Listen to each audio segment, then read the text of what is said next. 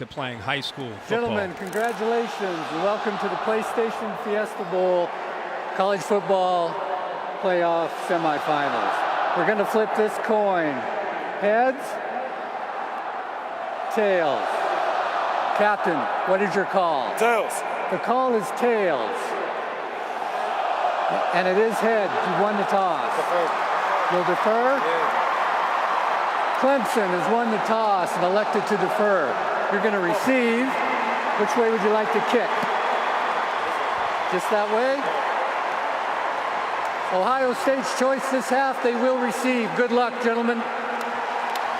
Lined up right across from each other are the coin toss. Number 18 for the Tigers, Jadar Johnson, who made some comments about Barrett, who was 2 feet away from him there. Interesting, Kirk. Yeah, and I think in his mind, he was just being real, as he said afterwards. I think J.T. Barrett told everybody, hey, it's part of the game, no big deal, but you're a competitor. A guy calls your game out, you're pretty excited to get on the field and try to prove him wrong. Not the best quarterback we've faced, limited as a passer. That's basically what Johnson was saying about number 16. Watson fired up and ready. This has been the Nissan pregame rush. The Buckeyes and the Tigers about ready to get it on here in Glendale.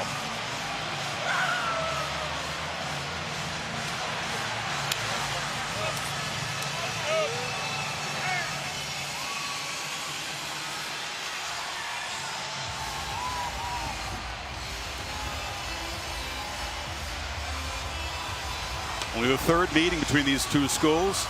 The other two have been in bowl games. Both were classics, memorable for different reasons. Came right down to the wire. Both won by Clemson.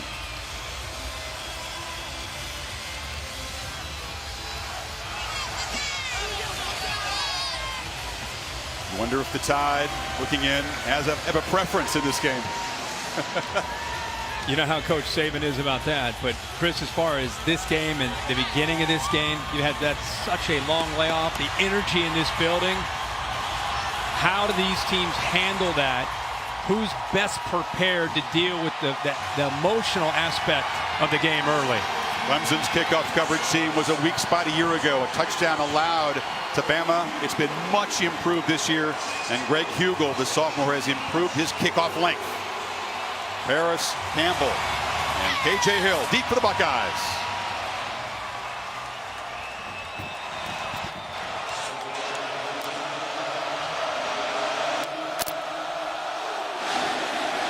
Hugel drives it to the goal line. Here's Campbell.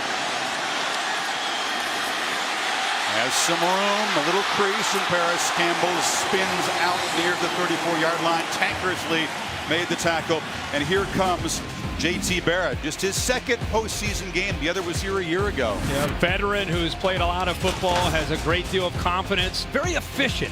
He hasn't had the kind of year that maybe he had hoped for as far as his passing game, but he is the leader. He has run the football quite a bit later in the year against especially Michigan State and Michigan. But Urban Meyer and J.T. Barrett telling us they're going to have a different approach. I think it's going to be more wide open and more balanced throwing the football tonight for Barrett, which puts pressure on his offensive line. Yeah, it's been very run heavy the second half of the season. They get Samuel an instant touch on the pop pass, and the speedster from Brooklyn gets a short gain of about 4. Tonight's Chick-fil-A impact players. We'll start with Curtis Samuel. He's going to try to, Ohio State will try to get him 15 to 20 touches. It opens up other aspects. We talked about somebody besides Curtis Samuel's got to make plays. Look for Noah Brown. And on the other side, it's Christian Wilkins up front and Bulwer as well. Samuel again in the flat, but Dorian O'Daniel, the linebacker, was ready for him. Dorian O'Daniel doesn't get enough credit with this defense. It has a lot of big names. He is in that hybrid position where he's an outside linebacker, but because he is so fast and so athletic, they put him out on the slot because he can make plays in space just like that. Brent Venables' Clemson defense terrific on third down. Buckeyes need 8. And this is the first test for that offensive line. They've worked very hard to improve their pass protection, especially on the right side. As you mentioned, Kirk, they're showing blitz right up the middle. Bulwer number 10 there.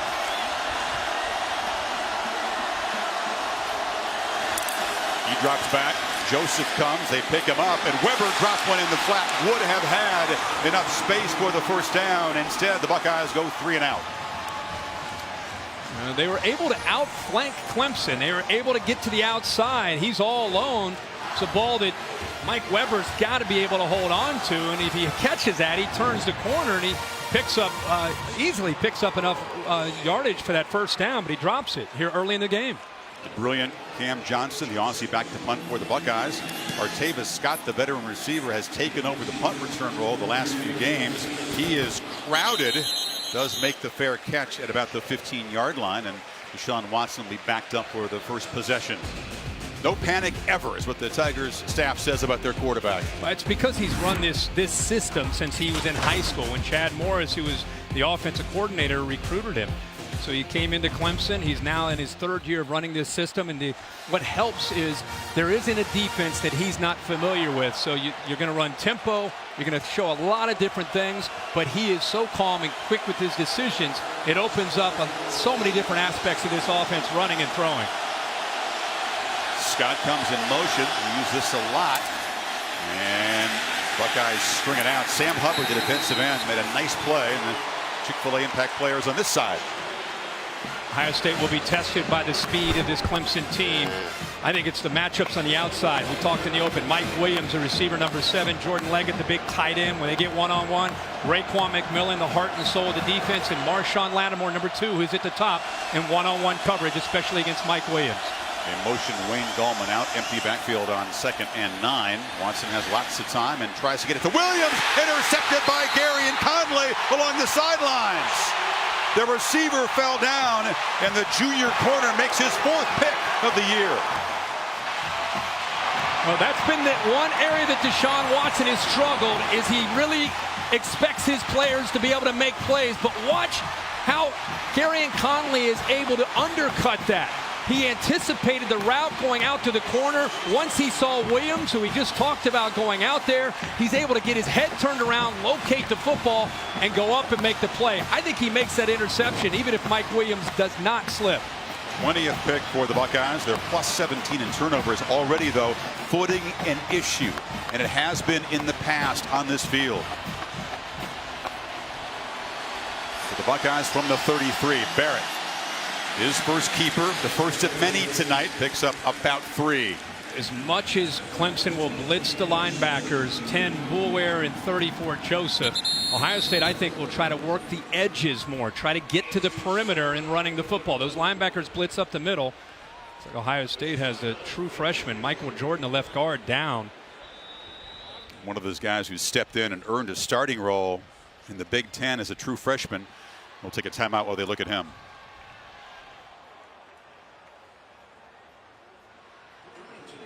Now at Greatness Awaits, presented by PlayStation. We talked about Curtis Samuel, the only player in the FBS with 700 rushing and 800 receiving yards, almost 10 yards per touch in the first series. They tried to get the ball to him twice in different ways. Michael Jordan going off. He was helped off the field. It looked like Jamarco Jones stepped on his ankle, but sophomore Demetrius Knox now in the game at left guard. Not seen a lot of action this year. Put in a tough spot against a very good defensive line. 2nd and 8. Play action. Barrett still has it. Has some time. Flips it complete inside the 25. Short of the marker is Terry McLaurin, just his 11th catch this season. Clemson does such a good job of pressuring quarterbacks all year. They're 2nd in the country with 46 sacks. It's been sent. The message has been sent to get the ball out fast in this game. Well, they're playing fast, but Barrett is dropped by Cleveland Farrell for a loss on 3rd and 1. And remember, we just talked about Knox coming in. He's been on the sideline. Well, he better adjust to the speed of this game, because right across from him, there he is. He gets off the ball slow, and there's Farrell, who's played great this year as a freshman. Just the suddenness and quickness, I think, surprised Knox. And again, he wasn't even off the line of scrimmage.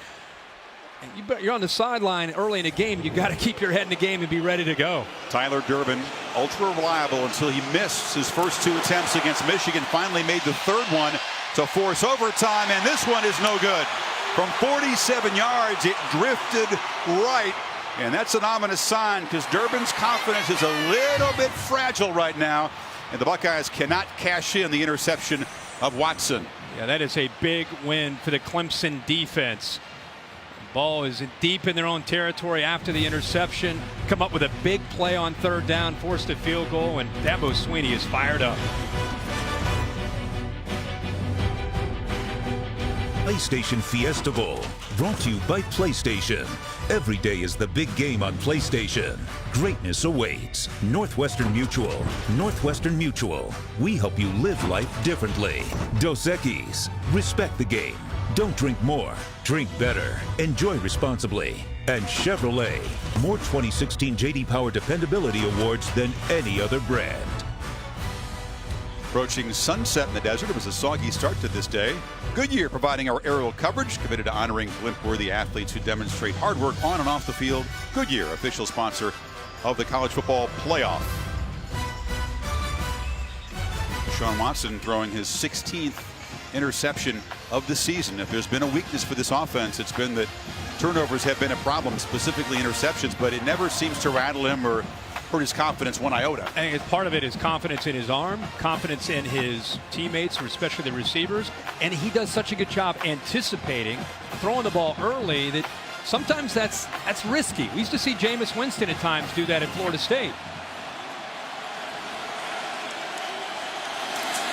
Hooker comes running into the backfield, blitzing from his safety position, and grabs Gallman for a loss, Kirk. Yeah, he timed that up very, very well. Part of their plan is to disguise and hide the blitzes, and it's exactly what Hooker did there. You get an athlete like that, a running start, look out. He comes off to the right here, the crowd reacting. The ball did come out. Let's see. I think Gallman is stacked up there, and the ball does come out late. No fumble rule. Forward progress was Forward the factor progress, there. Yep. So 2nd and 10. Empty backfield. Guys rush for Watson. Takes off and picks his way up the middle for a short gain. The bigger the game, the more Deshaun typically runs the football. Yeah, I would expect him to run it 20 to 25 times tonight. When he runs the football, it seems to get their offense in sync. Ohio State, a lot of twists and movement from their defensive line, expecting more run from Watson. There's Tyquan Lewis. It's the rush men package. 4 athletic defensive ends in there for Ohio State. Watson gets it out. Williams on the slant. Stumbles a bit, but collects it and rumbles down inside the 30. So the man whose slip created the interception makes the big play. And there's the one-on-one matchup. This time he's able to pull away from Denzel Ward. That's a matchup that they wanted to try to get. 37 yards there. Might have been more, except he just got ahead of himself and fell down. Think about what he had to overcome last year with the injury to his neck. Missed the entire year last year. Their magical run to the championship. He had to sit and watch his team. Has put a lot into this year. You can see he's the #1 ranked wide receiver according to Todd McShay. I think his best attribute is his size, ball skills, and body control. You get a little taste of that there on that throw from Watson. We'll get him a rest now on 2nd and 9. Gallman picks his way and unable to escape Raekwon McMillan, the top tackler on this defense. Raekwon McMillan, like any great inside linebacker, is very, very instinctive. Does a good job of being able to get away from the lineman trying to climb up to that 2nd level. And because he reacted so quickly, they didn't have any chance to slow him down. Another 3rd down for Watson and the Tigers.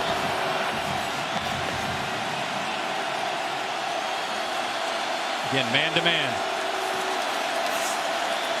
From the pocket, Watson for Deon Cain, who kind of broke off the route. Overthrown. Denzel Ward was in coverage.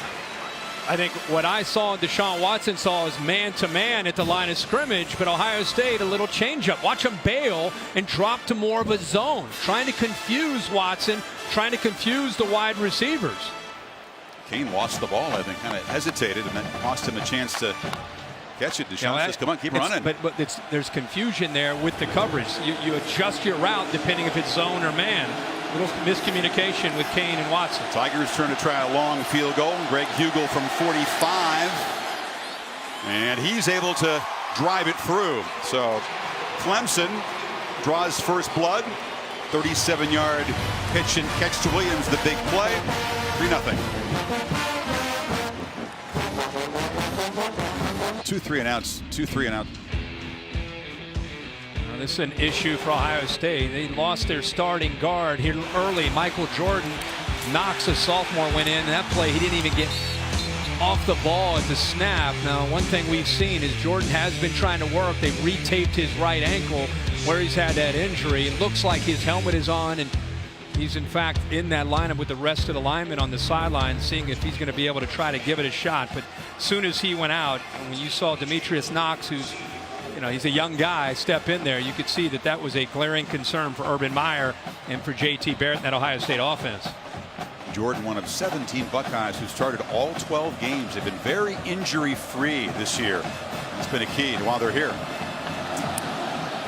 Hugel to boot it away. Again, doesn't reach the end zone, and Campbell's going to have a chance again. And Paris Campbell off and running.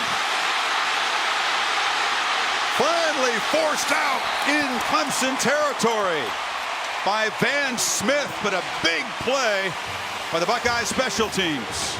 This is an area that Urban Meyer, as a former special teams coach, prides himself in special teams. The hidden yards, field position. What a good job there by the entire unit with the blocking. But then you can see the speed and the natural ability to run in space by Campbell is what opens this up. Great cut right back there on the kicker, and he picks up another 25 yards. And once again, Kirk, the kickoff coverage team haunting Clemson. Much improved. They got all the way to 37th in the country in that department this year, which is much better than worse than 100, which they were last year. The last time they had the ball, they were to 33 after the interception, not able to cash in. Barrett's pass batted in the air and almost intercepted a diving attempt. Waving a big finger is Scott Pagano, one of the defensive linemen who returned to this game after missing some time with injuries. Yeah, I think Wilkins was in there too. Christian Wilkins looks like he may have gotten up and batted that ball down. And when quarterbacks are getting the ball out of their hands quickly, you can't get to them, so you got to get up and knock the ball down. Big Wilkins, number 42, is slides inside now on second down. Barrett dodges the pressure, takes off, lowers the shoulder, and is near the marker. He'll be a yard short at the 33. That is great coverage. Brent Venables is known for his man-to-man pressure. This time they sit back in zone, but give J.T. Barrett a lot of credit. He didn't panic. He's heard all month about getting the ball out fast. He recognized zone, and he saw a soft spot there where he was able to at least have positive yards to give himself a chance here on 3rd and 1. I don't know how many times Urban Meyer told us yesterday, staying on schedule, being in that 3rd to 2 to 3 range, very important. Buckeyes, one of the best teams in the country, is in 3rd and short, but there's a misfire on the right side of that offensive line. The right tackle looked like Isaiah Prince may have jumped. Prince, of course, keyed up coming into this game. He's been criticized. False start. Offense number 54. 5-yard penalty. 3rd down. Big sophomore's had lots of trouble in pass protection. It's out here. It's not 54. He gave it to the right guard, Billy Price, but it's actually the right tackle. We'll talk more about Prince as he is challenged by a very good Tigers pass rush tonight. Needs to have a big game. Yeah, he has struggled down the stretch. He knows it more than anybody. He's very keyed up and motivated to play better, much better tonight. Has grinded these last 3 weeks to improve. Marcus Ball, the tight end, comes in motion. Barrett rolls to the right. Still got it. And fires it complete to Samuel along the sidelines. And Samuel slips as he cuts back. But the Buckeyes move the sticks. 3rd down, you're concerned about the pass rush. You move the launch point. Look at the tight end right there helping 59. That gave him a chance to get around the edge, but there's the ability to improvise, the patience, waiting to the last variable second to be able to eventually find Curtis Samuel, who did not give up on that play. Both these quarterbacks have the elements of being point guards, just like a basketball play, right? Like a no-look pass almost there on the break. Buckeyes convert 3rd and 6, and now it's Samuel on the reverse. Chased and dropped way back at the 30. Cleveland Farrell off to a terrific start. These guys have seen this jet sweep look over and over and over, and when you see Curtis Samuel go into motion, you've got to anticipate you're going to get this kind of movement from the Clemson defense. Look how quickly they got out there, and there is again Michael Jordan trying to play on that gimpy right ankle, could not get out there quick enough to deal with the speed of Farrell. It's an 8-yard loss. The Tigers are the kings of tackles for loss. The most in the country in the last 5 years. Typically they lead the nation every single year. 114 of them now. Samuel's in the slot. And clock ran out. Did they get a timeout beforehand? Just.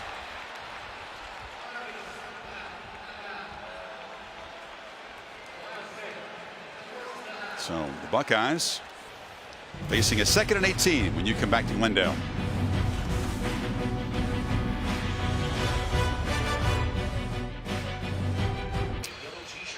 Triple header on Monday begins with the Goodyear Cotton Bowl Classic, and Western Michigan hang with the Badgers. It's at 1 o'clock Eastern time. We're thrilled to be able to call the Rose Bowl at 5 Eastern, the Trojans and the Nittany Lions, and Auburn in Oklahoma, the nightcap in the All-State Sugar Bowl.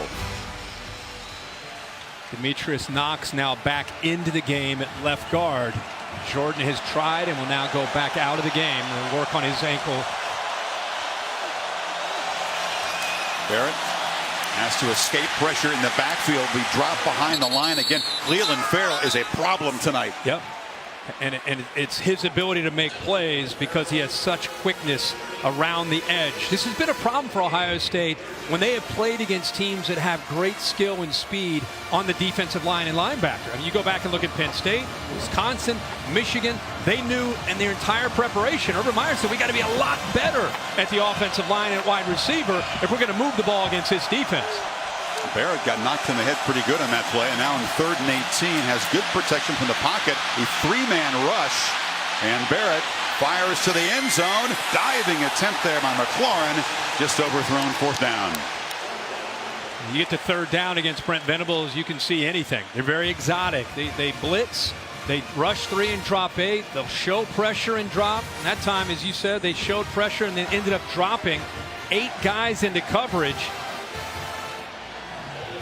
AT&T pylon cam shows you the feet got tangled there, but just too far for McLaurin. And now Tyler Durbin, who missed wide right barely in his first attempt from 47, tries from 47 again, overcorrects and hooks this one wide left. So Durbin, who missed his first 2 against Michigan, has done the same tonight. He'd been incredibly reliable up until that last game. After the interception, they were at the Clemson 33-yard line to start their last drive. Missed field goal. This time they started the Clemson 42-yard line. This time he hooks it. Both times from the left hash. How much is he dealing with the mental approach to kicking after missing 2 in the Michigan game where he hadn't missed all year, and then he misses 2 here to start this game? Former soccer player James Madison, this is his first season playing football. So remember that. He didn't have a lot of experience feeling what it's like to miss a field goal, have to bounce back from that. Clemson takes over, and Gallman runs right into heavy traffic in his body slam backward. Samantha. Chris, coaches from Clemson really challenging their offensive line during that last drive, saying you've got to do a better job of paying attention and paying attention to your gap in particular. You have to give Deshaun more time. Deshaun told me that's where the adversity would come in this game because he can barely read anything pre-snap. Everything looks the same. Time is of the essence once the ball is snapped. That's right, Sam. That's the challenge of playing Ohio State.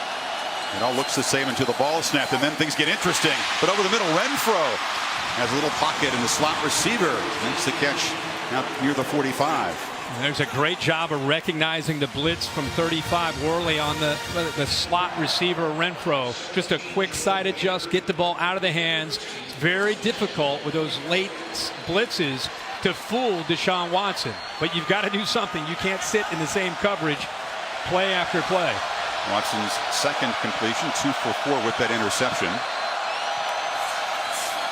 Sean again looks right, fires for Williams, and a one-on-one battle. That time won by the all-world wide receiver as he beat Denzel Ward down to the Buckeyes 30. Second time he's beaten Ward. Remember, Williams at 6'3". Watch how he finds the football and adjusts to it up and high points the ball over top of Ward, who's 5'10".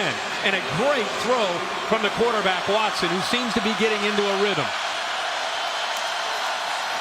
Scott cuts it back, still runs and barrels forward for 5. 500-yard games for this big, tall, strong guy. 6'3", former basketball player. I think playing basketball helps him so much with his body control and his ball skills. And when you're 5'10", and you're dealing with a 6'3" Mike Williams who can go up and time up his leaps, it makes it very, very tough. He's been the top red zone receiver in the country. That'll give him confidence, Kirk, if they get down in there. They can trust number 7 in those matchups. Yes, absolutely. Marshawn Lattimore, number 2 for Ohio State, is now out of the game. Top corner on the Ohio State defense. And that is the last guy you want to see as they massage that left calf. If you're Ohio State, he has been a key part of this defense. Talked about his draft stock, how high it is. In fact, it's 6'1", 192 pounds. There was some thought that he might shadow and just follow Mike Williams because of his size and skills. 2nd and 5. Watson gave a look downfield. Now throws to the corner. Incomplete. And it was Williams, well defended by Gary and Conley. It'll be 3rd down. Ohio State leaves their corners on islands. Clemson, Dabo Swinney, their entire offensive staff, they knew that. They knew that they'd have some shots that Ohio State's not going to get away from and say, hey, we need to protect our corners. There's the AT&T pylon cam, so you're going to continue to see them take these shots downfield. That time Conley, who's much longer in man coverage, holds up. Tigers need 5 on 3rd down. And there's a 1st down completion to Deion Kane, the man who was suspended, sent home before last year's semifinal game, missed both playoff games. How about that? You keep going deep. You keep going deep. Watch the corners start getting worried. Conley's bailing, and it's 3rd and 5. He's thinking, man, they're going to maybe take another shot. He's retreating, and they just take the gimme for the 1st down. Buckeye defense on the back foot now. Tigers have moved it 54 yards so far. Now Watson with the keeper hit hard and knocked down after a short gain. Lewis and Draymond Jones combining. Sam had a great report about Clemson's offensive line and being challenged over there. I thought coming in that Ohio State, even though it's a young group up front, they play 8 guys. They've been rotating a lot of bodies, and they're all very skilled and athletic. You can see how quickly they're getting off the blocks and making plays against this running game. Gallman on 2nd and 9, barrels down to the 10. They'll need 4 on this 3rd down play. Let's see if Ohio State goes man or zone. You would think they'll not only play man, but play bump, play up close to the line of scrimmage. The last time they showed bump man, and then they retreated, and it was an easy 1st down throw to Deion Kane. Let's see if they tighten things up this time. Got Mike Williams off to the left here of Deshaun Watson, up against Conley, number 8. Ohio State without their top cover corner in Lattimore trying to get organized on defense. Renfro comes in motion. Buckeyes show pressure. They pick it up, and Watson in the flat to Renfro, who dives for the pylon. He will be spotted just short. Officials want to have a conversation. How about the call here to roll away from the pressure? He definitely steps out of bounds, but rolling away from the pressure that Ohio State could bring there on 3rd down. They're spotting the ball at the 1. He stepped out farther back looks than like that. he was at about the 3-yard line. See if they buzz down and change it. If the Tigers can play quickly, 1st and goal. Watson keeps it and scores, standing up and says, "Hush, Ohio State band." Impressive drive, running and throwing for the Tigers. 9 plays, 69 yards to stretch the lead. And converting on 3rd down, challenging Ohio State in so many different ways. Getting the ball thrown downfield, getting the ball thrown out to the flat at 3rd down, kind of a rub route there to get Renfro open in the flat.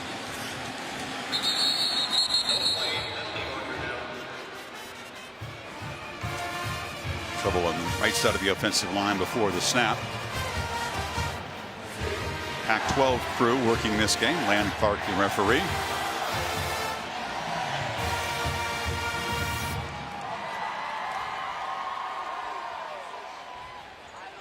Watson never rattled by his mistakes, and he threw the pick early. Bounces right back as you'd expect he would. Offside with contact. Defense number 59. That penalty will be enforced half the distance of the goal. Try for point. So it was Tyquan Lewis who came across.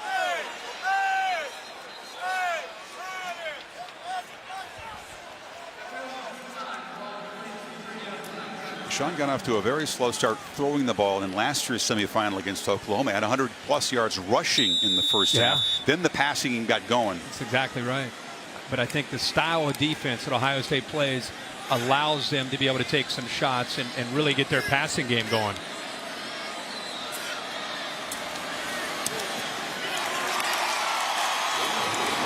And the Buckeyes, with some trouble up front, find themselves down 10-0 now. Watch this rub route right here. Right here you see Scott taking the corner, Arnett with him. He locked up. Arnett's coming over to make the tackle, but he couldn't get over to stay in coverage because of that design play, and then it sets them up here inside that 1 yard line. You mentioned that maybe they might buzz down. It looked like he was more out of bounds at the 3 yard line, but they did not buzz down. That was a very effective drive, 9 plays and 69 yards for the Tigers. And the 43rd red zone touchdown this year in 60 trips. They are one of the best at punching it in when they get close. That has a lot to do with number 4. Oh yeah.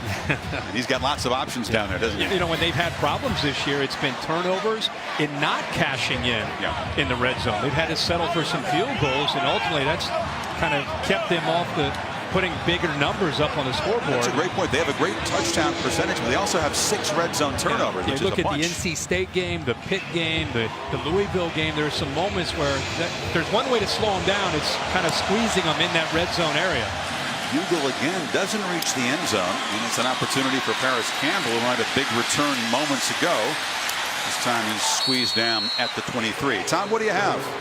You talk about not cashing in with scoring opportunities, Chris. We've each spoken to Tyler Durbin out by his lonesome. No one really talking to him right now. He missed those 2 field goals after such a good start to the season against Michigan.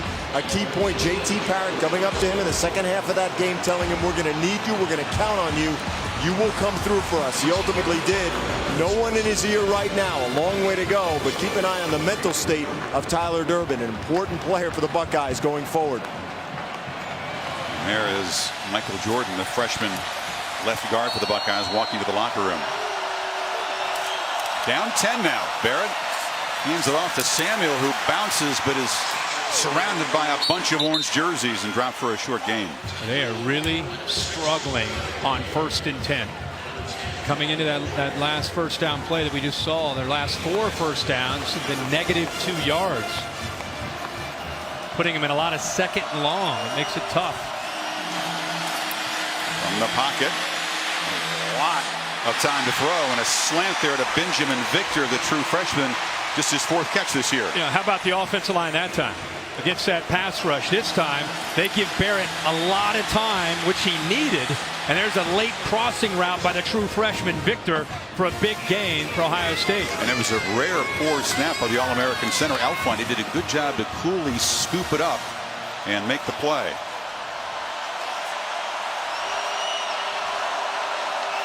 Samuel and Weber now flanking Barrett. They hand it off to Curtis, who cuts it back and bangs into Clemson territory. Curtis Samuel is a guy who has so much ability. Their top receiver coming in tonight with 65 receptions, over 800 yards, averages 10 yards a touch. I mean, he is the go-to guy. The question tonight was, he's going to get his chances. Who else could help him? Who could be a good complement tonight besides J.T. Barrett and Curtis Samuel? But he's got a total of 10 yards on his 4 touches so far. Yeah. Barrett flips it to Weber, and the running back is going to be dropped for another loss. Marcus Edmond, who's been a clutch player for this team throughout the season, made the stop there. Yeah, he's left alone out here. Watch Campbell. He does not block him. Now you're in the open field, and Ohio State's just saying, hey, you've got to beat the corner. He's undersized. He's 175 pounds. You've got to either get around him or run over top of him, but give Edmond a lot of credit for that play in space. He's the guy that made the pick to seal the win against NC State and the force out in the Louisville game, a yard short of the first down. Barrett steps up, dodges pressure, still can't find anybody to throw, and now he's going to be knocked down on the Ohio State end of the field. What will be the final play of a first quarter dominated by the men in orange. Incredible to see Brent Venables and what he's doing here. Very different. He's breaking all kinds of tendencies. On 3rd down, instead of blitzing from everywhere and playing man, he's showing blitz, he's dropping in the zone, and he's confusing the Ohio State offense. Tigers by 10 after the first quarter here at the PlayStation Fiesta Bowl on ESPN.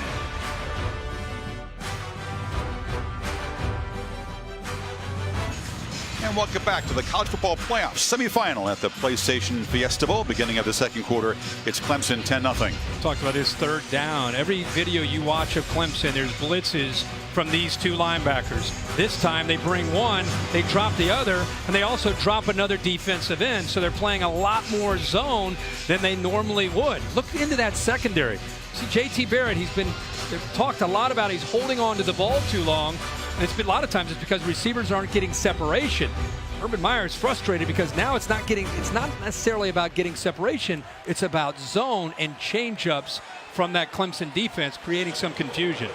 Meyer told us yesterday how difficult Clemson's defense is to figure out because you can't really figure what's their base. They don't have a lot of strong tendencies.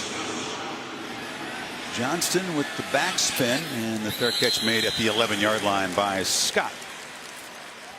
The Taco Bell student section. Taco Bell in the College Football Playoff, bringing the best of the regular season to the playoff by creating the Taco Bell student section. Tonight they're picking up the tab for 500 students from each school at the PlayStation Fiesta Bowl and also at the national championship game. These passionate fans can follow their teams. How nice of them. Some grim faces there in the Ohio State section. Remember the last time Ohio State played it, you and I called the Michigan game, and it kind of had this kind of feel, and then you had the big interception by Hooker in a similar area on the field, and it kind of changed some of the momentum around. They need something like that to be able to get them back into this game, because right now it's a one-sided game favoring Clemson. Renfro on the little screen, gets a couple blocks and gets a great gain. Yeah, this is the challenge of defending Clemson. They're going to take shots downfield. They're going to run the ball, and then they're going to keep you honest by throwing the ball out to the sideline. They stretch you every way imaginable. Marshawn Latimer back in the game and matched up near side against Kane. Watson's looking to the right. Again, they throw a little short pass with a couple lead blockers to Ray McLeod. Near the marker. Kind of an extension of their running game. And again, it's not just about trying to pick up yards. It's about making the safeties and the linebackers be aware that if you don't respect that outside play, we're going to keep going to it. And what that does is it sets up other aspects of their offense, especially the inside run game. Need a yard on third down. Tigers 3 of 4 so far on third.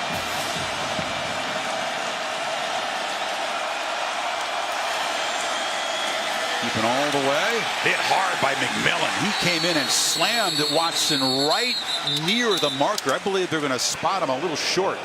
That was a great effort by the entire defense, though. How about Jalen Holmes that time getting off of his block and getting penetration? But you're right, it was the inside linebacker McMillan who cleaned it up. Does he read the quarterback's eyes as well as any middle backer in the world? Yeah, he really does. I mean, you know, his schools, I remember seeing him one time. We were at a Clemson game. He was a senior in high school. He really came down to Clemson and Ohio State, so you know he's incredibly fired up to be going up against his Clemson team.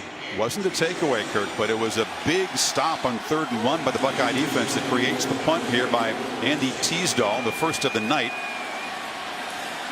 Uses a rugby style, boots it away from Curtis Samuel, and lets it bounce, and he gets a terrific Clemson roll.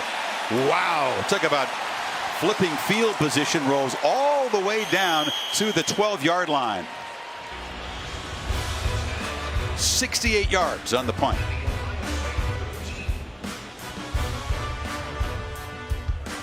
TNT Inside Access showing you the unique field here in Glendale that's grown outdoors, and then they rolled it in on Wednesday. It moves at 13 feet per minute. Takes a little bit over an hour to roll inside. This is the 3rd game played on this field. A couple of Cardinals games. Already there have been a couple of slips.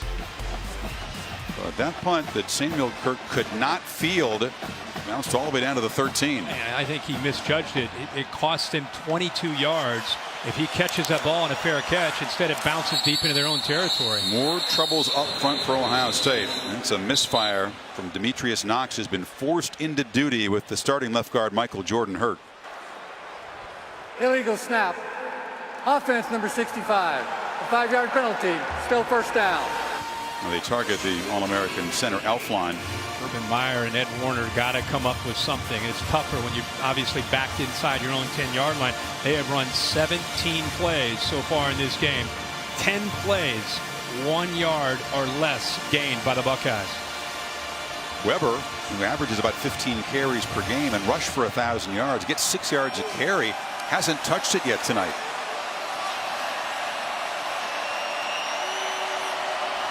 Tigers showing pressure from both inside linebackers on 1st and 15. Got to hurry. Barrett snaps it at 1. Wanted to throw downfield, instead just flips it short to KJ Hill, who goes down low to collect it. Continue to do a good job of moving JT Barrett, slide protection to help the offensive line. Remember, the offensive line was a concern coming in. That was before the injury to Michael Jordan, the left guard.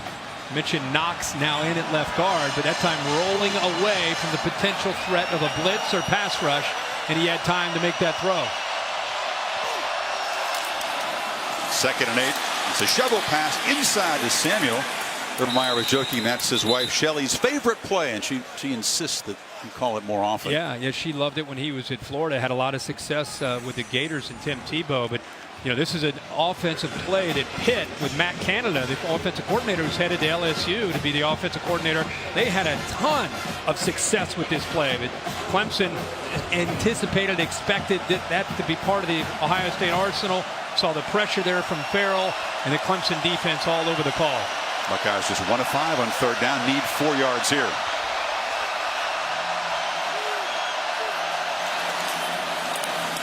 Four-man rush. Barrett. Incomplete, right off the hands of Curtis Samuel. Costly drop, and the Buckeyes will have to punt. Yeah, and a great throw by JT Barrett there on 3rd down. Showed a lot of guts there, sitting in the pocket. There's a lot of defenders in his face. Puts it right there. Has a great passing lane.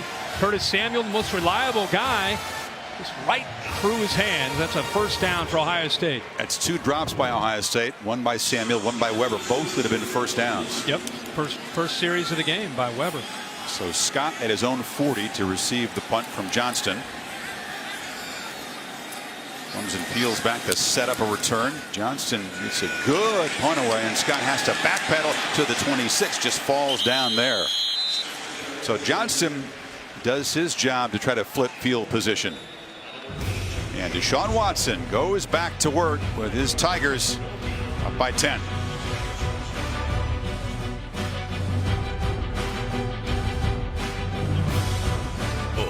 Brought to you by AT&T. Get your entertainment and sports your way from AT&T, Honda, and Taco Bell's $1 double stack tacos. Silver spaceship out here about a half-hour west of Phoenix. Goodyear bringing you the aerial coverage, watching over the hard work and determination of Blimp-worthy athletes for more than 60 years. Goodyear, official sponsor of the college football playoff. JT Barrett, known for his fiery leadership style, trying to get his offensive line going. Protection, blocking up front, certainly been a problem against an athletic defensive front. JT Barrett, as you say, Chris, trying to make sure that offensive line, offense early in the game still. He's trying to keep their confidence up. Big part of his game, the intangibles. 2 quarterbacks who are friends, as we said, different leadership styles. JT brings it a little harder, more forceful. Deshaun leads with his calm, his poised presence out there. Something that his team takes its cue from. This is Gallman in motion, and the running back able to just get the edge, and another excellent gain on 1st down. What a difference between these 2 offenses on 1st down tonight. Yeah, I mean, wouldn't you rather live in the world of 2nd and 2 calling plays and 2nd and 10 or 2nd and 9? Time, as you said, Chris, they got outside. Ohio State, for the most part, has done a good job of setting their edge to the defense. And that's a big part of defending Clemson, forcing things back into the inside where you have a lot of white jerseys running to the football. That time unable to, and he picked up 7 yards. Watson looks briefly out, but that was a designed run and a physical play. He'll move the sticks at the 37. I think we came into this game thinking we're going to see a lot of that. I mean, when you run the quarterback in a spread formation with this group of wide receivers, boy, that puts a lot on a defense, because you've got to put an extra jersey or an extra hat into that box to defend the quarterback run, and that could set up some big plays one-on-one on the outside. They haven't had to go to that much yet here early in the game. Watson flips it to Scott, who juggled it briefly, but gets a block on the edge from Williams, and another excellent first down gain. Damon Webb forced him out. Love how Deshaun Watson, it's a simple little throw, but he's in such command. Like his delivery, and what I think the NFL is going to fall in love with him is he has such confidence and almost grace about his mechanics and how he delivers a football so accurately.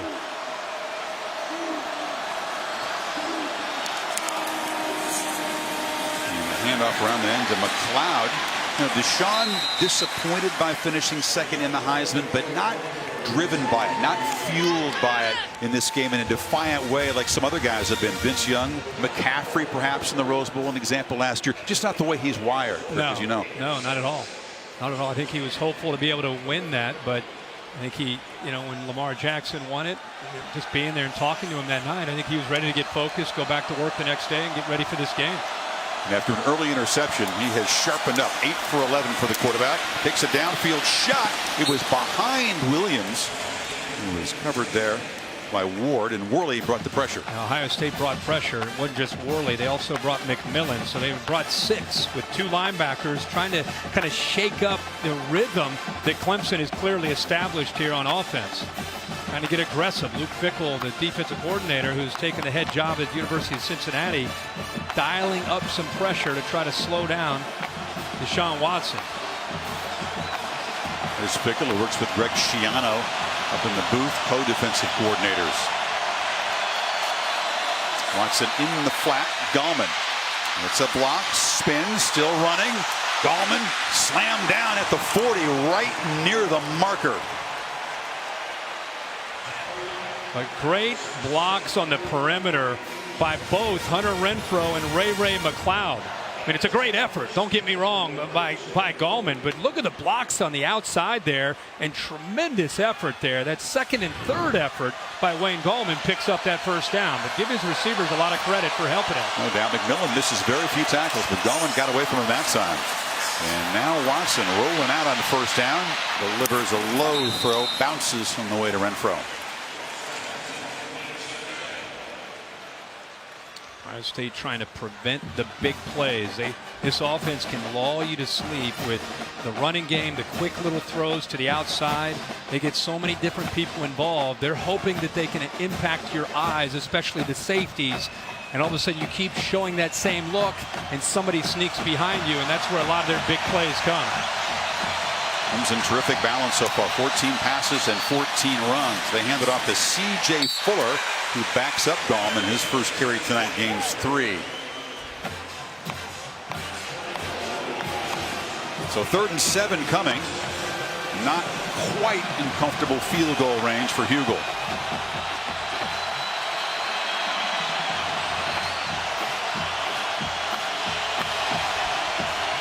We have not called Jordan Leggett's name a lot tonight, the big tight end who's in motion right here.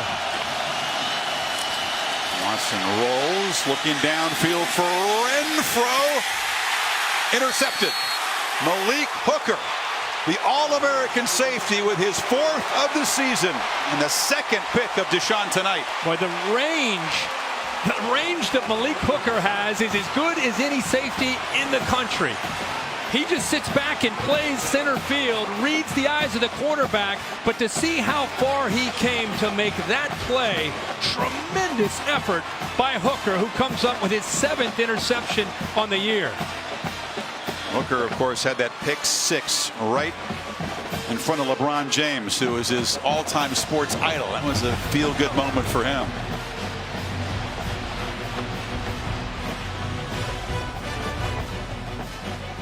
All year for the Ohio State defense. Watch how far he's inside the hash when that ball is thrown and is able to chase the football down. He read the eyes, the energy from Deshaun Watson. He knew that ball might go downfield to Renfrow, got a jump on it, but that's really what separates him from many safeties in the country. And the timing, down 10, Clemson driving, comes up with a big play. Got huge hands too. 3XL gloves. One of those guys who shake the hand, gets swallowed. So there's Weber, his first carry, and the 1,000-yard rusher, both score about 5. Tom? the report on left guard Michael Jordan, medial sprain to the right ankle. He went and had x-rays. They were negative. Went back to the locker room shoeless. They worked on it. He's now back out on the field. Just worked out with Mickey Marotti, who waved him over so that he's ready to return to this game. We'll see how able he is to go. Clearly limping at this point, but still trying, Chris. Tom, thank you. Stepped on by a teammate early on, and that's been a problem. They've had other problems up front, but one of them has been Jordan's absence. Watkins batting that one down. Oh, that's second time the big fellas up front. We saw Wilkins earlier with a quick throw, knock it down. This time it is Carlos Watkins. You know, defensive coaches, defensive line coaches around the country, that has become a drill. You know, with the spread offense, with a quick game, you're not going to get to the quarterback. So these guys do such a good job of looking into the backfield and timing up when to knock the ball down. They did it again. Samuel near right slot now on 3rd and 5. That guy's got to hurry. Play clock at 2 as Barrett gets it. Pressure in his face. Samuel makes the catch. It's going to be very close. Tankersley was in coverage. Forward progress. Boy, he is right near the 30. Yeah, it's first down. Right at the spot. Exactly where to get for that first down. So Samuel now, Kirk, 5 catches for 26 yards. He's run it 3 times, a total of 8 touches, but only 25 total yards, way below his average. Now we're going to take a look at this. Actually, Clemson calling a timeout. Timeout. Clemson, the first of the half. Dabo Swinney says maybe if we take a timeout here, we can get the replay booth to look at that spot. Don't tell me an Ohio State controversial spot's going to come into play here again in this game. Oh, you know where they spot it and where he is. To me, he looks like he's at about the 29.5. Put his back at the 30, but the ball never got to the 30. Nice. Looks like, I mean, there's his feet. Tankersley, a terrific job to come up and hit him immediately. So this is a reviewable spot because it does involve a first down. So let's see if the booth, Fred Gallagher, Pac-12 replay official here. Yeah, I don't think that ball broke the plane at the 30. No, it didn't look like it. Official from the Clemson side, where Dabo Swinney is asking the official to come over to talk to Dabo. I believe that's why he would take the timeout in that situation. I can't think of another reason.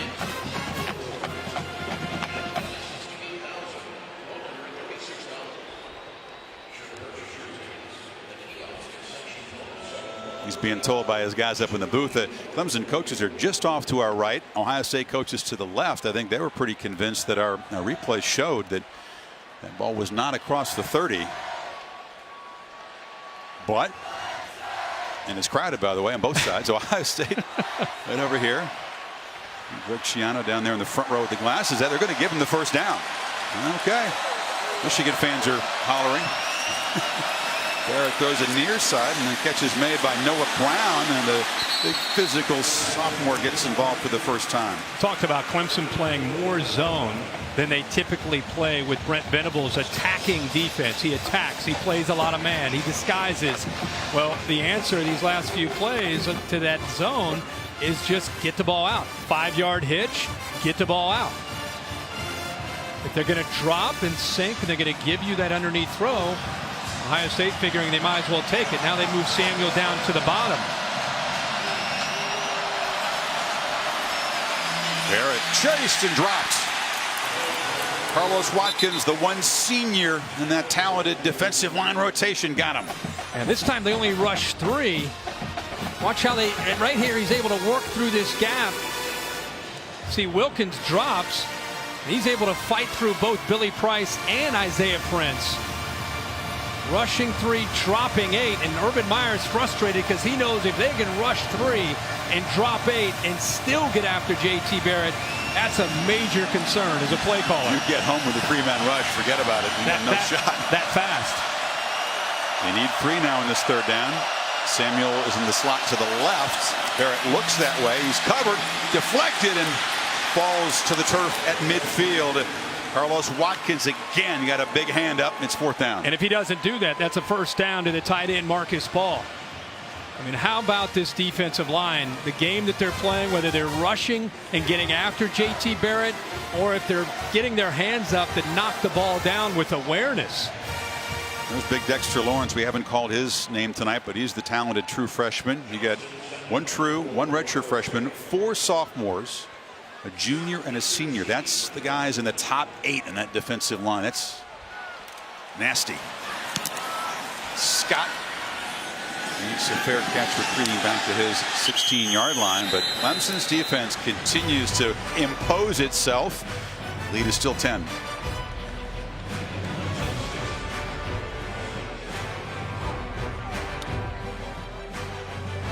Five years top programs. Clemson can reclaim the number 4 spot. Florida State jumped over them by 1/1000th of a point by beating Michigan last night in the Orange Bowl. 2 ACC powers.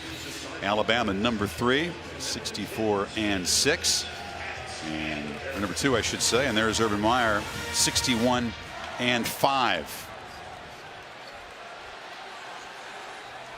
But the Buckeyes with some problems to solve, both sides so far, as Clemson tries to build its 10-point lead before halftime. 6:05 to go. They pitch it off to Gallman. And Gallman with another tremendous gain on first down. It's been second and short all night. Yeah, it seems like a lot of times they're running off to that right side, right perimeter, getting a couple good blocks. There's nobody out there because of the block by Leggett, the big tight end. Even Deion Kane got involved, so a nice running lane, and there they are again, 2nd and 2.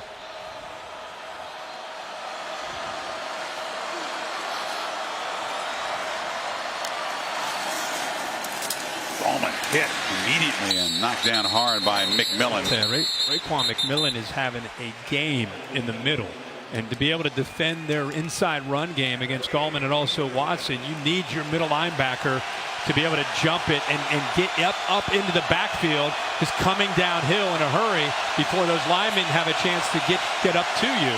And he has done that numerous times here tonight, having a big game for Ohio State's defense. Made a big stop on the last 3rd and short. Tigers need 2. And it's Gallman in the backfield. And Renfro in motion. Deshaun looks for Renfro, and the little guy makes a catch and a first down across the 35. He was the star in a loss to Bama last year. A couple of touchdown catches in that game. What did I say to Greg Schiano about how do you stop the quick slant? Because on 3rd and 3 to 5, you've looked at it for 4 weeks. It's coming. And here's one of the first 3rd and 3 to 5s that we've seen, and there it is. A lot of times it's Mike Williams. This time he gets to the inside with a great route from Renfro.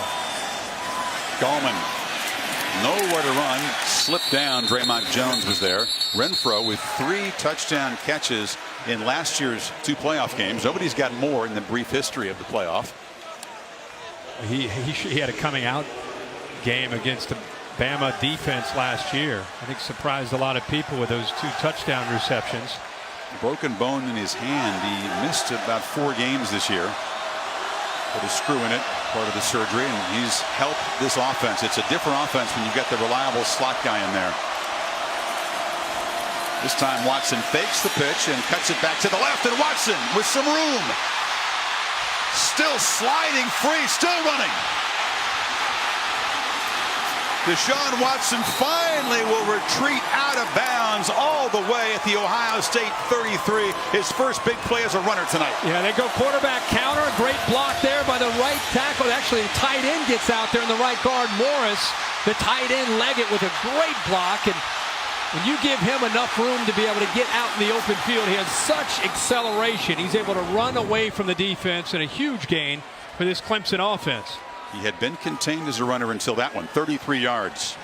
Moves it to the 33. Slow developing counter, and he waits, shows patience, and then explodes through that hole. Renfro, another catch, cuts it back, gets away. A flag comes in as Renfro is knocked down at the 15. That was a flag where receivers were blocking. Yeah, Artavis Scott on the hold. Like Gary and Conley was trying to get to the football. Holding. Offense number 3. A 10-yard penalty. Play. First down. It goes on Scott. Does a good job initially when he's blocking, but it continues to work because of Conley's effort, and then he grabs the jersey. Great move, by the way, by Renfro on Webb, and And there's the hold. You can make it that obvious. No. Then he's gonna argue it. I'm not sure what he's arguing. For about 15 seconds. Yeah, I'm not sure what he's arguing there. So it's a net gain of a yard. Spot foul moves it back to the 32. Empties either quarterback draw or the quick throw. It's a flip screen. Williams comes back to get it, but a lot of Buckeyes closed in. Jones from his defensive tackle position got out there. Yeah, they go back into the boundary where there's not a lot of room. It's an unusual play. It is. It is. I mean, you're hoping to kind of find a quick crease and get upfield, but the timing of that better be perfect. Fuller is the back. And 2nd and 7. Fake it to CJ. Watson rolls out. Now lofts it for the end zone. It's Fuller out there. Touchdown! The lethal wheel route. And the Tigers stretch the lead.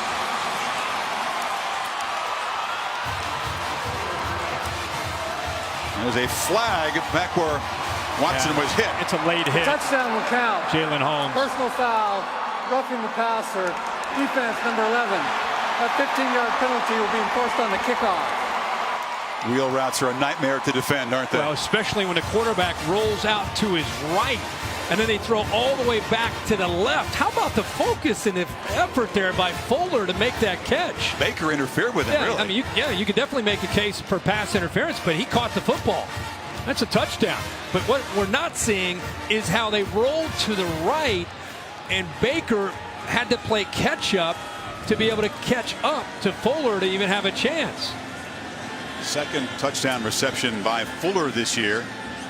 And Watson, although he's thrown a couple of interceptions in this first half, is enjoying a terrific evening, and the run set up the touchdown pass. Yeah, 2nd down and 7. They're gonna fake it here and then roll out, and here he is.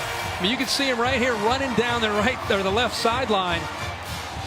But the action going away from him set that up perfectly.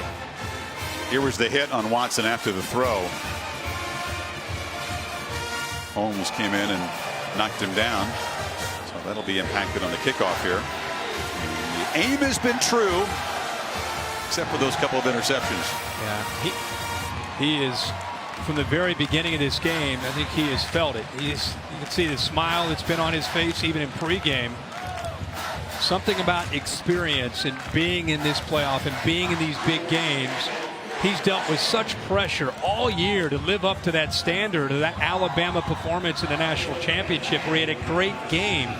He's dealt with an enormous amount of pressure, and I think it's helped him really grow, and you could see tonight so far he is playing with a lot of maturity and poise. After the penalty, it's a short kickoff for Hugel, who drives it right through the end zone. Well, the CFP Foundation and the Fiesta Bowl teaming up this year to award $500,000 in donations to Arizona educators around the state.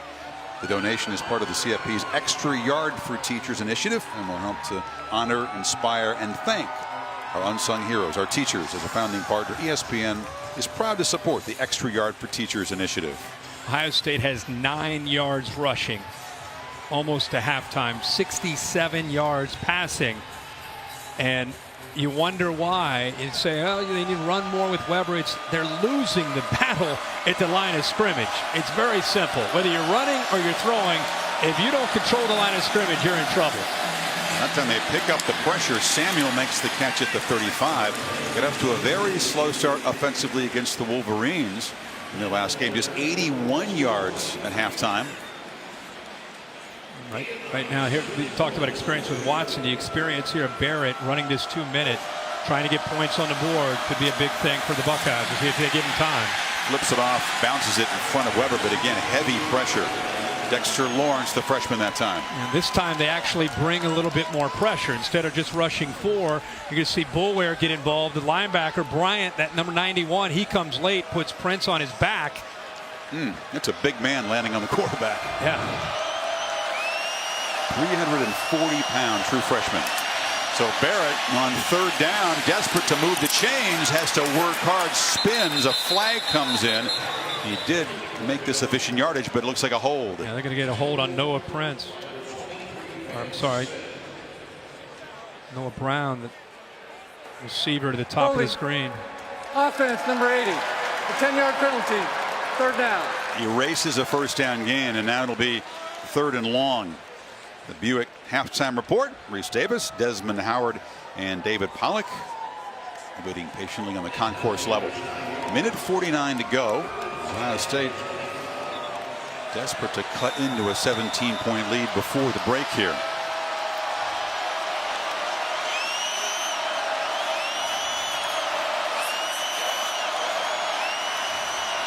He's 11 now after the penalty. Option look, shovel pass. Samuel almost dropped the ball, and that blew up the timing as Boulware was there to knock number 4 down. They have been well schooled the last few weeks. Yeah, I mean, and a lot of it has to do with, you look at an entire season and you see where's the Achilles heel? Where have they had some problems? And one of the spots that showed up had to be the shovel pass that some teams have hit, especially as we said earlier, Pitt. So they have that, as you say, well schooled and well prepared to be able to stop that play. Ben Boulware, who comes from just down the road, Clemson. Scott with the fair catch. Not highly recruited, but he has made himself through will and heart and great instincts into an All-American linebacker. It's been amazing to watch him grow, and not just making plays as a linebacker. By the way, he times up his blitzes as well as anybody, but it's also just how he keeps the team together. If Deshaun Watson's the leader of the team in the offense, Ben Boulware means the same thing. You can see him right there to the defense. Fired up. He's not afraid with that big beard there to upset, to make his teammates mad, demanding that they give extra work, and they do it because they respect him. He did it this week again. You can say no to that guy, that intensity? Plays with his hair on fire, says Venables. He's got a lot of hair. Watson now trying to build this lead. Throws it to Williams, incomplete.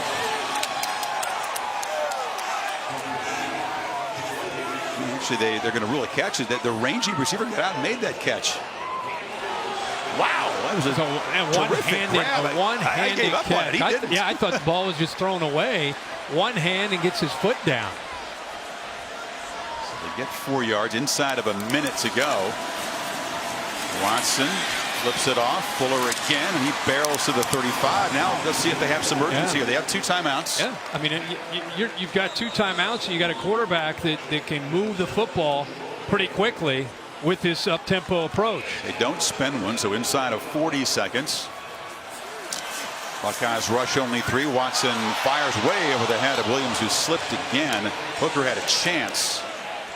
33 seconds to go. An aggressive approach from Dabo Swinney shows the confidence that he has in his quarterback and his team. Clemson deferred the coin toss, so they will get the ball to start the second half, but still trying to see if they can try to steal a few more points, maybe a field goal here before the half. A lot of coaches up 17 getting the ball to begin the third quarter will just sit on this. Not Swinney at this point. Watson stepping up, flips it to Scott. Scott cuts back. They'll have to spend a timeout now as he's dropped at the 44 with 26 seconds before halftime. So total yards in this game, 275 to 90.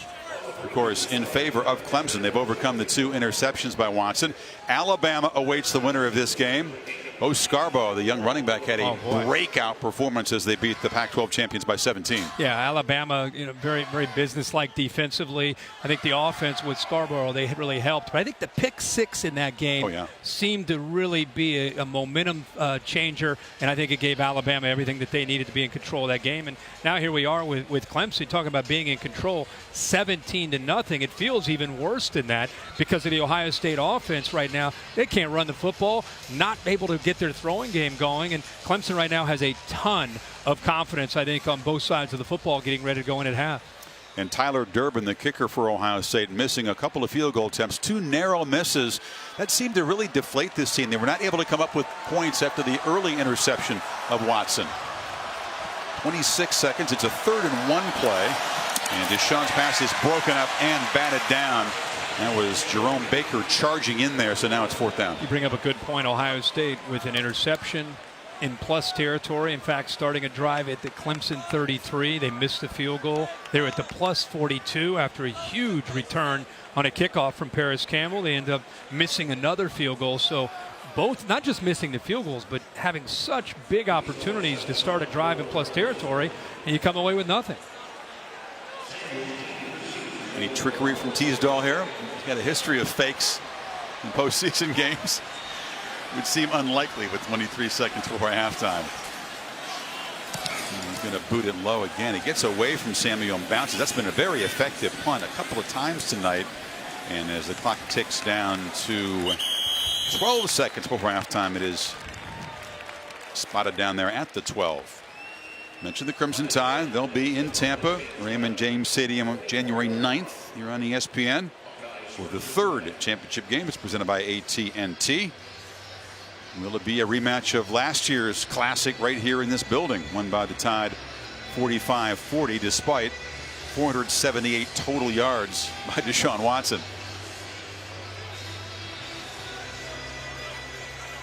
Just a safe formation for Ohio State. So they will take a knee and be held scoreless in the first half for the first time since 2011. 90 total yards for Ohio State. 275 for Clemson. Tigers dictating with a very athletic defensive front. Wilkins a part of that, but a group effort. Durbin with those two missed field goal attempts.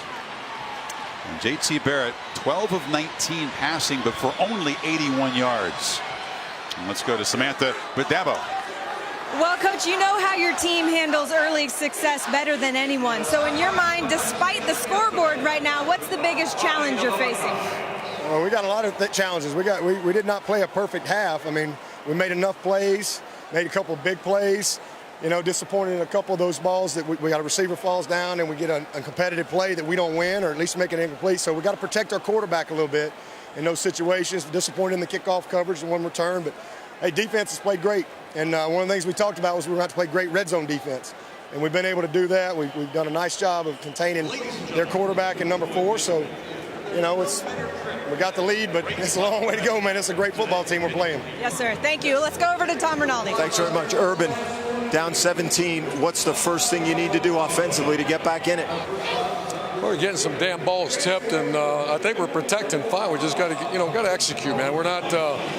We have drop passes. We're not controlling line of scrimmage. I mean, it's A through Z. We just got to clean it up and do better. It's not like we're getting blowing off the ball, but we just got to execute and make some plays. Appreciate the time. Good luck in the second half. Chris? Clemson, a terrific first half team all season. That continues. 326 points scored. 94 allowed in the first half. Buckeyes down by 17. That's the biggest deficit they've had at halftime in about 6 years. The Buick halftime report coming up right after this timeout in Glendale.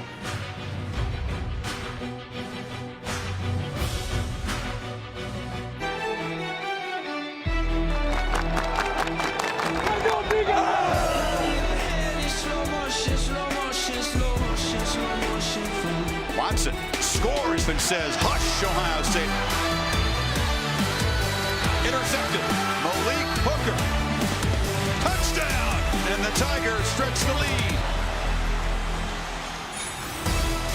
And the lead is 17. As we welcome you back to the college football playoff semifinal here at the PlayStation Fiesta Bowl. The Tigers dynamic on offense and suffocating on defense. They have permitted Ohio State only 3 first downs. The Buckeyes with more punts, 5, than first downs. A frustrating first half for JT Barrett. There have been some drops. There have been some problems blocking up front, Kirk. So where does Ohio State begin to try to solve some of the problems the Tigers are presenting? Well, I think the first thing is Clemson starts the second half with a football, and Ohio State, I'm sure at halftime, with Urban Meyer and Luke Fickell, Greg Schiano, they're challenging these guys to go out and try to get the ball back, try to get a turnover. They've already intercepted him twice, not able to cash in. And offensively, man, they've got to find some kind of rhythm running the football to maybe set up some of the pass. But right now, we've not seen them run the ball 8 yards rushing in the entire first half. That can't continue if Ohio State wants to try to have balance. Urban Meyer talked all month about balance, not being one-dimensional. They've been obviously one-dimensional in that first half. Tigers defense that invades the backfield better than anybody. They do give up a lot of yards. Louisville increased this defense for 568 total yards. So they've not been stonewalling everybody, but tonight they come prepared. A terrific game plan. Ohio State executing poorly on offense. And now Durbin to kick it away. Tavis Scott. And there's the punt and kickoff returns is deep, and he will just take a knee. Here's the Capital One pivotal performance, Kirk. And I think Brent Venables in the first half deserves a lot of credit for a changeup. You expect him to always blitz on certain down and distances, especially third down. But look, JT Barrett holding the ball. It's because he's playing more zone. And he's covering all the receivers on the back end by only rushing 4, showing blitz here, dropping back. Look at the receivers. I mean, where are you going to go with the football? Nobody's able to find a spot in the zone where there's an opening. So he's sitting there just holding onto the ball. They've got to be able to get him back, make quick decisions, and find zone beaters when they came in expecting to see more man-to-man tonight from the Clemson defense. Clemson offense goes to work from the 25. Watson 16 of 24, 197 passing yards, threw for 1 and ran for 1 touchdown. McLeod in motion takes the handoff, and the jet sweep gains just a yard. Chris Worley on the stop. To Tom Rinaldi.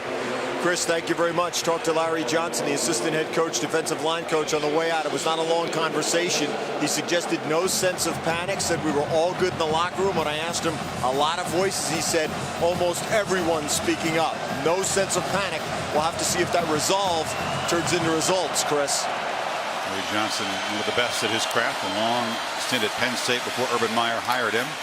And there's a completion, a short gain hit instantly is Leggett, who makes a catch for the first time tonight. We thought we'd see a little bit more of the tight end. We really did. I think Ohio State's done a good job. I've seen Deshaun Watson many times looking Leggett's way in the first half, only to have great coverage by the Buckeyes. That time Worley, even though Leggett makes the catch right there, no yards at all after the catch, set this third down up. We need 4 in the Rushman package in again for Ohio State. They have not sacked Watson yet tonight. Well protected, looking for Renfro, who's well covered, and no flag. Got his feet tangled up with Gary and Conley. 4th down. Conley had the big interception early in the game when he was defending Mike Williams one-on-one. Tell you, he has great technique. He does a good job of staying in phase, meaning he's running stride for stride with Renfro, which allows him to read the eyes of the receiver and then turn and find the football. Does a good job of shielding Renfro away from the ball. That's a great play there by Gary and Conley. Yeah, his coach, Kerry Coombs, who coaches the cornerbacks, an enthusiastic guy, would you say, was jumping up and down, enjoyed the play by his corner. The Buckeyes are able to force a 3-and-out to begin the second half. Isdall kicks it right along the ground. And backpedaling is Sammy, who'll field it at the 25, but nowhere to run. Artavis Scott, the receiver down there in coverage. Sam?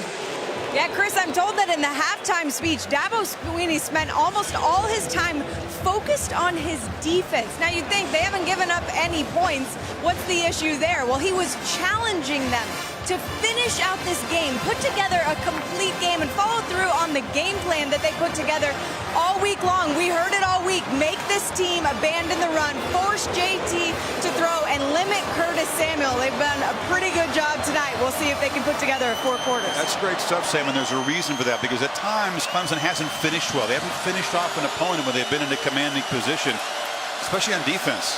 Barrett flips it complete. Oftentimes offenses like Virginia Tech, Kirk, in the ACC game, they look dead in the water, but all of a sudden defense backs off and they get it going. You and I called that game, and at one point it looked like, okay, what are we going to talk about? And lo and behold, Gerard Evans that night started to make some plays, and they climbed back in, had the ball actually late with a chance to tie it up. So Marcus Baugh, the tight end, who's been looked at on the sidelines, he's been dealing with a shoulder issue in recent weeks. This is Weber. He's got nothing going. Lost the ball. A scrum for it. Tigers have it, I believe, at the 40. Weber lost it, and it's a turnover. The last thing Ohio State needed, Wilkins, number 42 in the recovery. Yeah, Wilkins comes up with it, but it's Kendall Joseph, the middle linebacker, who was fighting with Weber to be able to try to get the ball out of here. Here's Jadard Johnson there, but watch the left 34. I think he gets his hands on the ball to be able to fight it away, and actually Johnson also on his back with his hands up there to knock that ball away. And a very frustrating and unproductive night for Weber, but a gain there spoiled as the Tigers punch the ball out, and now setting up at the Ohio State 41. Ohio State's defense did exactly what they talked about at halftime. A 3 and out. They get the ball back to Ohio State. Looked like they pick up a first down, and then the fumble. It's their first turnover. Play action, Watson. A slant. Williams stays on his feet, knocked down finally at the 22. Great play action to freeze the linebackers. They actually stepped up to chase Wayne Gallman. Huge passing lane and an easy throw for Watson to his favorite target, Mike Williams. Targeted 9 times, 5 catches tonight for Williams. Watson fakes the pitch, cuts it back. Watson down inside the 15. Notice the urgency. Deshaun Watson and this Clemson offense, after this sudden change, they sense an opportunity. The ball in plus territory, already up by 17. They want to try to get the ball snapped. They want to put Ohio State's defense on its heels and be the aggressor with the pivotal point here in this game. Man, is it tough to play sudden change defense against an offense this talented that plays at this tempo. Buckeyes defense was only on the sidelines for a couple of plays, and now back out there. Gallman into heavy traffic, enough to move the sticks. It'll be first down at the 11. If it gets to 24-0, it is serious desperation time for an Ohio State offense that has struggled to create big plays really most of the season. Well, and not only that, they have 3 first downs in the first half.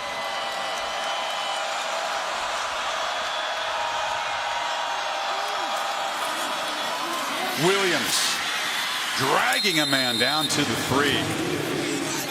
That's just a play where the quarterback sees soft coverage. There's a play, actually, it's tagged. There's a run call. The linemen are running a run play. The running back's running a run play. Deshaun Watson looks out to his right, sees soft coverage, and says, instead of running, why don't we just throw it to Mike Williams and let him make a play after the catch? You have imagined they could be this good on first down tonight against an excellent defense. They're getting 7-8 yards every time. A good recognition there by Watson.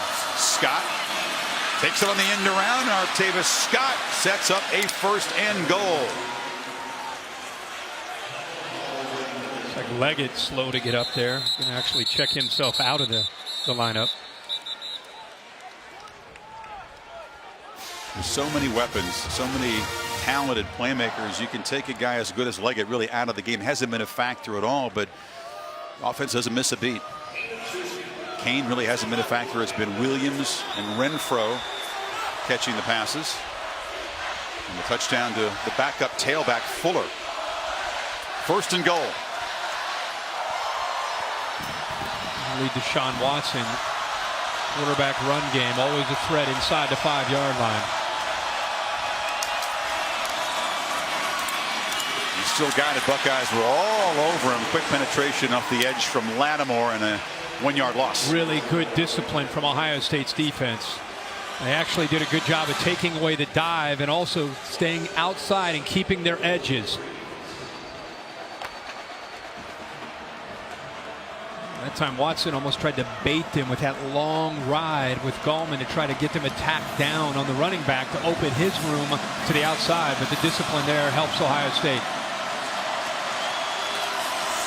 It's Gallman. And again, excellent defense off the edge. Jerome Baker. The Tigers lose another yard, and it'll be third and goal from the 4. That's a heck of a play there. Richard 80 tries to get out there to block Baker, but look at the quickness that time by Baker. Not only to get around the big tight end, but also to be able to make a big tackle there against Wayne Gallman.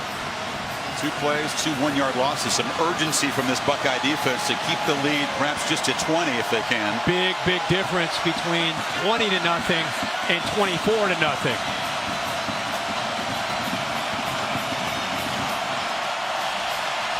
Watson rolling. Still got it. But he'll be sacked for the first time. McMillan's got him back at the 15. 3 consecutive tackles for loss by Ohio State. Well, the defense from Ohio State comes up big. Good coverage downfield. They roll him away from the pressure, but the linebacker this time recognizes this and is able to chase him down. They get him away. Nobody's able to account for Raekwon McMillan. Tight end Leggett comes over late. But again, go back to Raekwon McMillan playing so fast, making it hard on Clemson to block him. First time Watson's been sacked in the last 4 games. So Hugel, who's 1 for 1, this from 31 to make it a 20-0 lead. And it drifted and missed. Wide left. It's like Ohio State may have jumped. They're not going to call it. You could see the reaction from one of the defensive linemen. They're all kind of just standing around. Wait a second. They might want to run off the field because Draymond Jones, go back and look at this replay, he was reacting to Robert Landers. Looked like he jumped. Ruling on the field. The defense got back before the snap. Field goal was no good. Timeout. Let's see if he did get back. It was Robert Landers who looked like he jumped. And his own man, Draymond Jones. Watch, there's Landers. Jones kind of goes with him. And they sit there. The ball's not snapped. Look at the reaction from Jones, the frustration. The snap was very late. They could have easily gotten an offside if they'd snapped it. Not only that, but it's a missed field goal. Dabo can't believe it. It's still 17-0.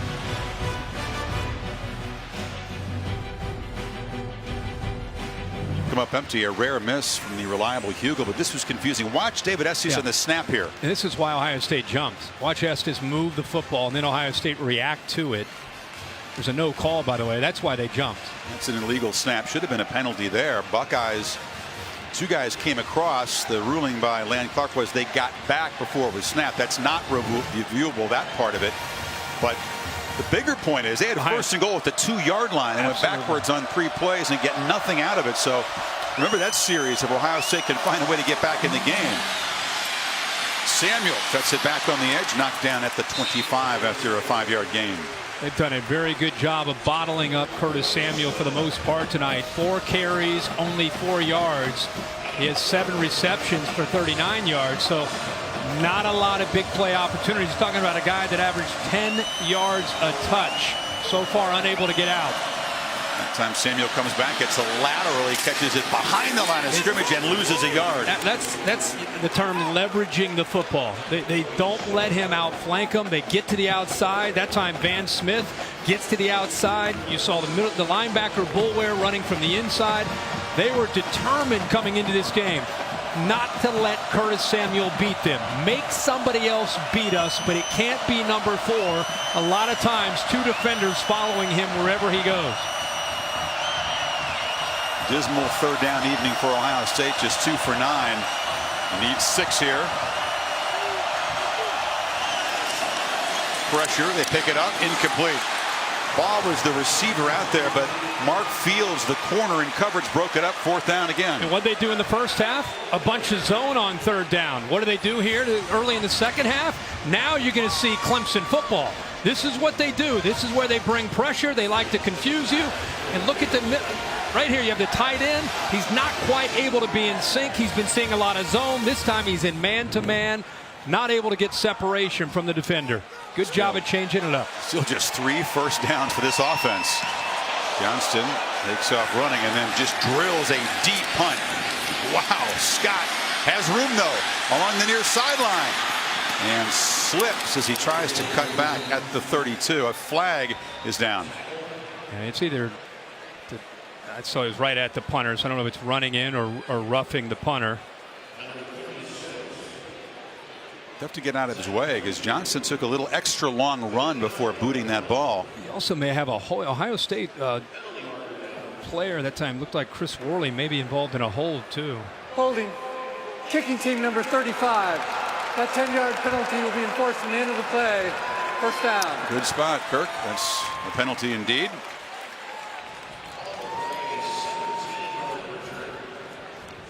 ...61-yard punt, a 16-yard return.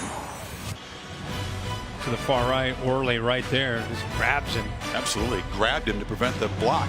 Yep. Tigers back to work, still up 17.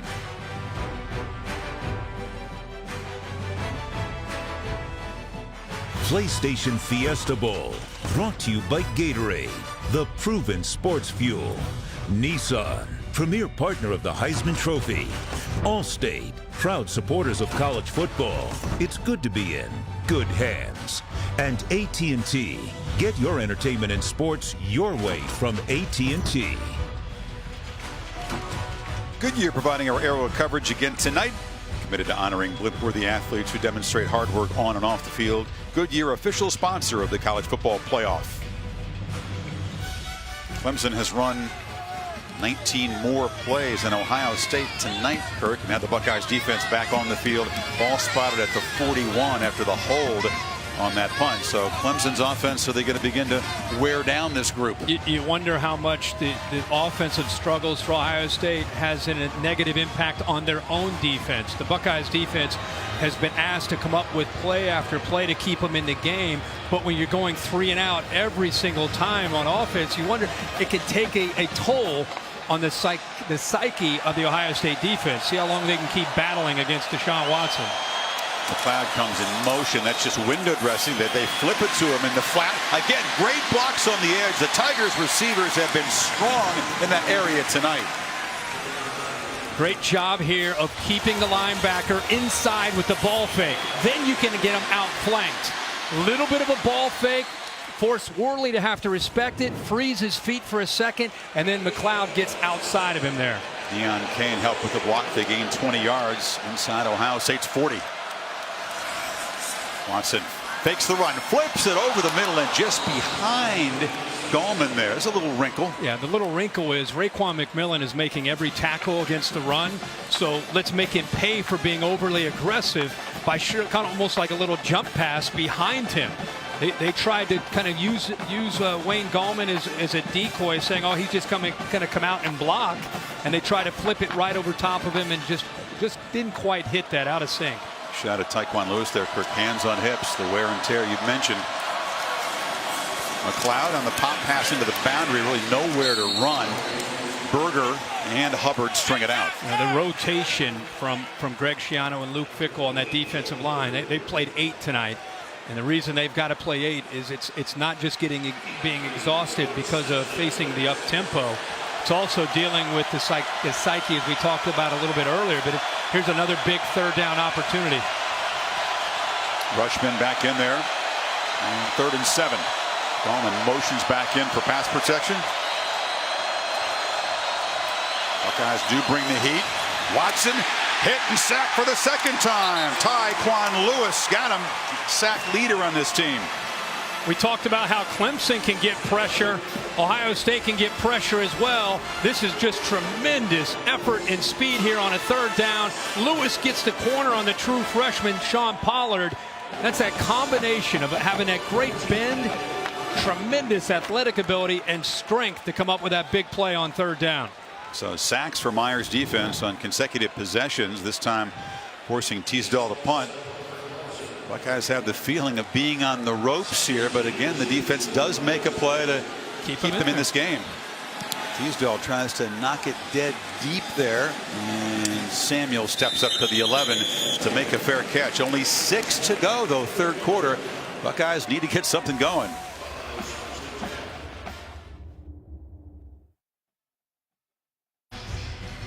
The All-State bus.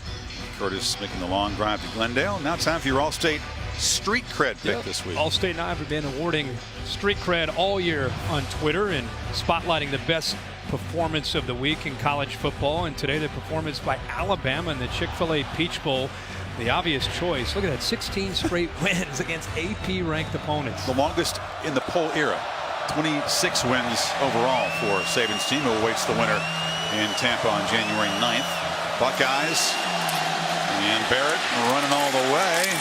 It's about a 10-yard gain. That's really his best run tonight. Yeah, one of the few times he's had a little bit of room to run. He had a nice block there by A.J. Alexander, the tight end. And Ohio State has not been able to stretch this Clemson defense at all, allowing Clemson to crowd that line of scrimmage like we saw against Michigan and Michigan State late in the year. Hot pass now to Samuel.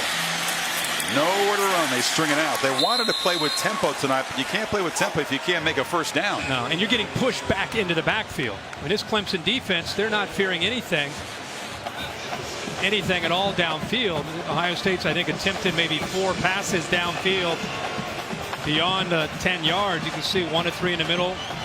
Only 21 yards in the entire game. So if you're Clemson, you don't fear anything downfield. And with the way the pass rush is getting after J.T. Barrett, This defense is squeezing, especially in on number 4 in those short passes in the run game. It's not really downfield. That's only 11 yards. No, they're taking deep shots. Right. No, right. Barrett from the pocket does take a deep shot and overshoots Corey Smith. He really hasn't made an impact play all year. They tried to catch the Tigers off guard with him running a fly route. Yeah, and Clemson does a good job of getting back there. You can see there's Tankersley, but Van Smith coming over. If nothing else for Urban Meyer, at least we just talked about it, at least there's an attempt downfield. They don't hit it, but it lets Clemson know that Ohio State will at least try to challenge them downfield, try to back them up. Didn't let his receiver have a chance to make a play, though. Now they need 13 on 3rd down. Well, they face another punt.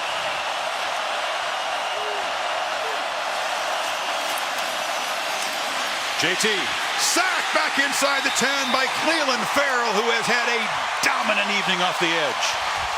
Here's a stunt. This is more like Clemson's defense. The stunt comes around to be able to get in. They blitz the linebacker here. This is where you expect to see more of a challenge because of the complexity. The center moves down to his left. Nobody accounts for Ferrell, who comes all the way around on the twist up front. And that time, JT Barrett, no chance at all. Johnston from his end zone. This time it's a shorter boot. High, though. Scott interfered with. It's a muff, but the Buckeyes got too close to him that time. Terry McLaurin, the receiver, didn't give Artavis a chance to field it, so that muff will be nullified. Talk about the guys off the edge, Kirk, whether it's been Vic Beasley, Shaq Lawson, and Kevin Dodd a year ago, and the beat goes on with Ferrell. They are just able to find and develop these edge pass rushers so well with that program. Now they recruit. I mean, that is a big priority for Brent Venables. Think about what he's done since he's been at Clemson with the sacks. I mean, it's a big part of their defensive scheme. Opportunity to catch the kick. Kicking team number 83. A 15-yard penalty. 1st down, Clemson. And back to your point, in the 5 years that Brent Venables has been there as a defensive coordinator, they average 42 sacks a year. Incredible.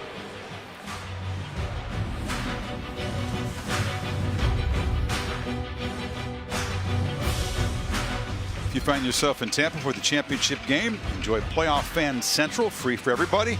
If you got a ticket to the game, appearances by school bands, cheerleaders, mascots, pep rallies, games, sponsor activities, and more. That's Friday, January 6th through Sunday the 8th at the Tampa Convention Center. CollegeFootballPlayoff.com for more info. Tigers getting a little closer to a rematch with Alabama in that championship game. 4:09 in the 3rd, and after that kick catch interference, the ball moved to the Ohio State 40 to begin this possession. Buckeye defense up against it one more time, Kirk. Sean Watson due for a shot downfield. Instead, they fake the pitch, and he takes off with a bevy of blockers, and Watson down inside the 25. Little toss sweep fake to Gallman. Sets up the blockers coming around on the right side. Look at the big tight end. Jordan Leggett picks up a big block. Well, we have seen some misdirections plays for Watson with Ohio State flowing so quickly, going back the other way, that have produced some big yards for him on the ground. 17 that time. This is Gallman with the quick burst. Gallman down near the 10. Jeff Scott and Tony Elliott, a terrific job calling the plays for the Tigers tonight, keeping the Buckeyes off balance. Again, it played very well on this side of the ball, the Ohio State defense. But the wear and tear of having to continue to come out and make plays and continue to try to withstand Deshaun Watson when your own offense is going 3 and out almost every time, taking a toll. Gallman down to the 5, and Clemson again threatening to bust this thing open. It gets to 24-0. The way Ohio State and Barrett have struggled, it would be a steep climb. Now you run Wayne Gallman, it sets up obviously not just Gallman but Deshaun Watson running the other way. You run left with Gallman, you can go back to the right with Watson. Gallman tries to bounce it and stretch it out well. It was Nick Bosa disrupting the play early. Damon Webb cleaned it up. The future Nick Bosa has. He's just a true freshman. Joey Bosa with a great career at Ohio State.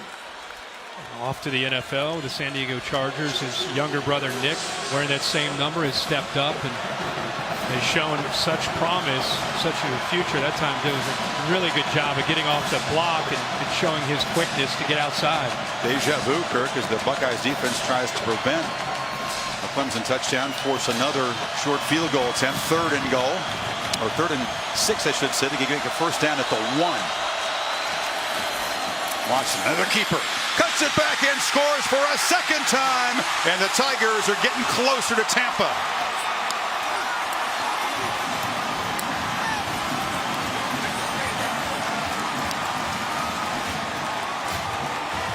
Which quarterback would make a bigger impact as a runner tonight?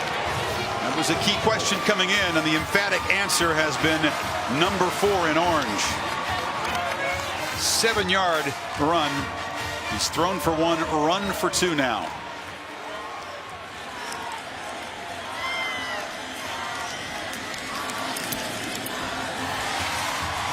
$24-0.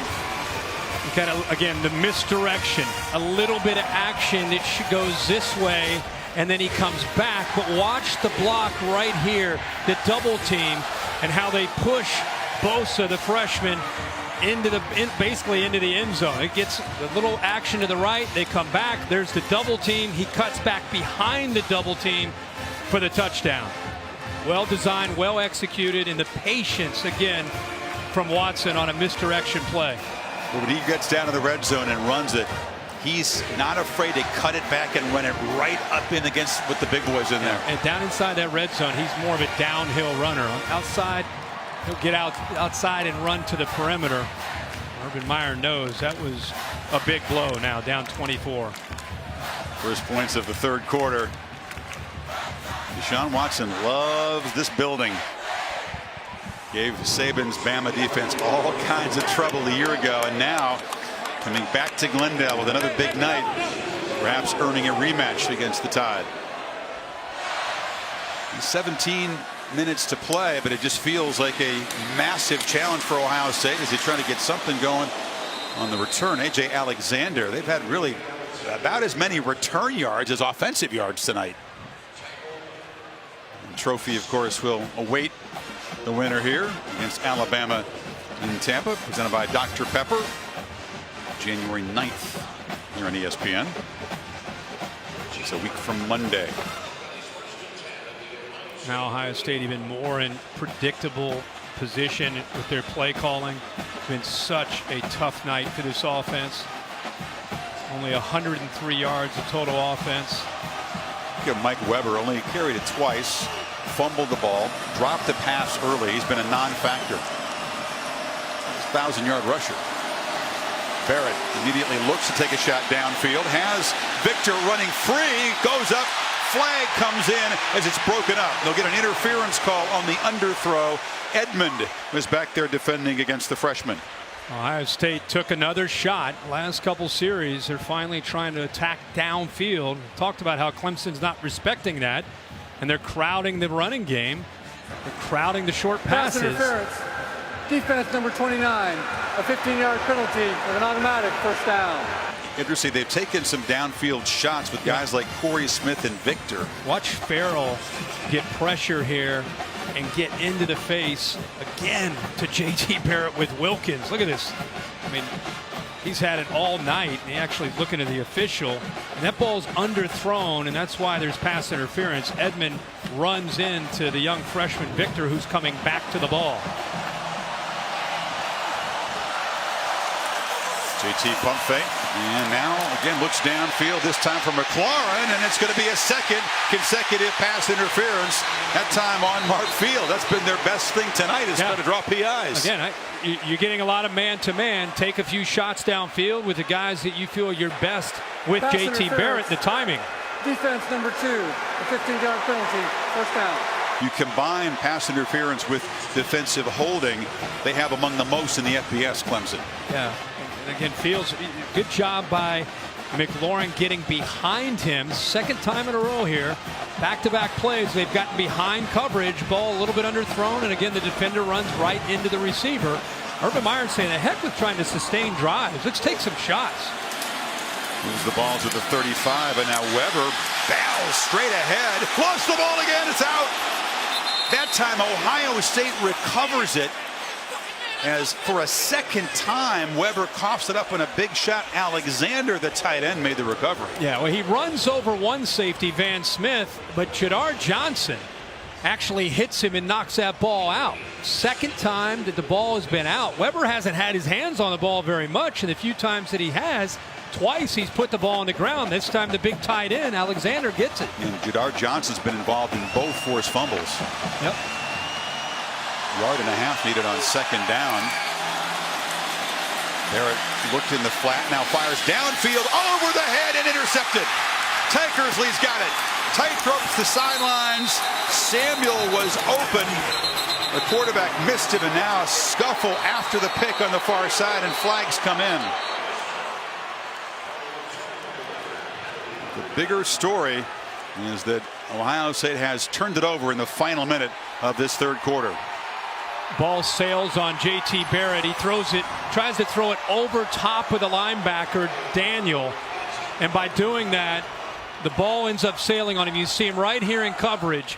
He's kind of sinking back, and I think the ball ends up floating, goes up and over Samuel, who makes a pretty good effort on the ball. And there's Tankersley after the tip ball. But there is a lot of personal fouls going on after the whistle.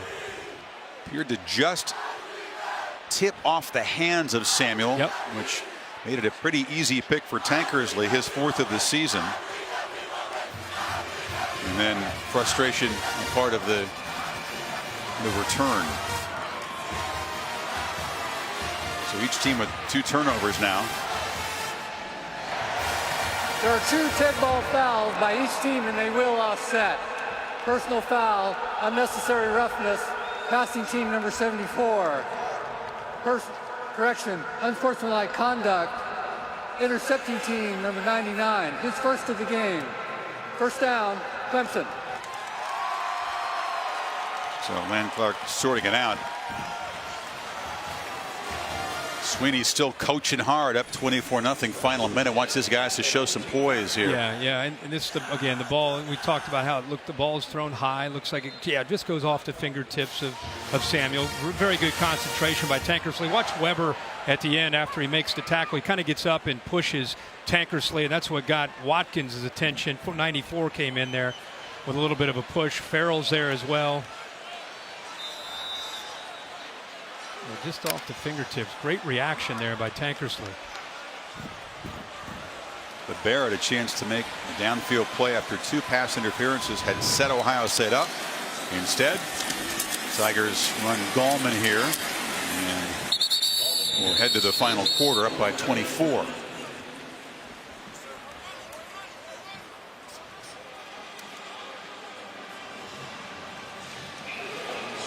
Gallman has had to earn all 40 of his rushing yards tonight. Hadn't been easy. He's carried it 15 times. The Buckeyes have bottled him up pretty well. Less than 3 yards a carry. Watson still got it, chased, and it's deflected, incomplete. It was Baker on the rush who got a hand on it. 3rd and 9. Admire that Ohio State defense. I mean, they are getting no help from their offense, and they, for the most part, they're still out there playing with energy, with trying to get that ball back, not giving up. Clemson has run 25 more plays than Ohio State has so far tonight. Buckeyes just 41 plays through 3 quarters. Different look from the Buckeye front on this 3rd and 9. And Watson flushed. Flag comes out. He's going to run for a first down, but this is back in the holding area. Yeah, the left tackle held. Looked like Tyquan Lewis, who had some success earlier getting after Deshaun Watson. Like Mitch Hyatt.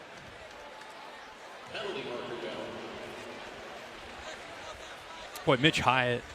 You know, he's got such a good future, just a sophomore, but he's being challenged by Tyquan Lewis. Holding. Offense number 75. A 10-yard penalty. 3rd down. It's an offensive line, Kirk, that has just one senior. That's the center, Jay Guillermo. They got off to a slow start this season, but they have come on strong down the second half. An obvious hold there. Yeah. Tackle, more like it. Well, and again, Lewis is one of the better pass rushers you'll see in the Big Ten. He does a good, just like we talked earlier about that combination that he has of quickness and strength. You get into third down, you know you're going to have to deal with number 59. You got a couple of sophomores up there. You got a true freshman right tackle tonight in Sean Pollard. Yeah. Done a pretty good job.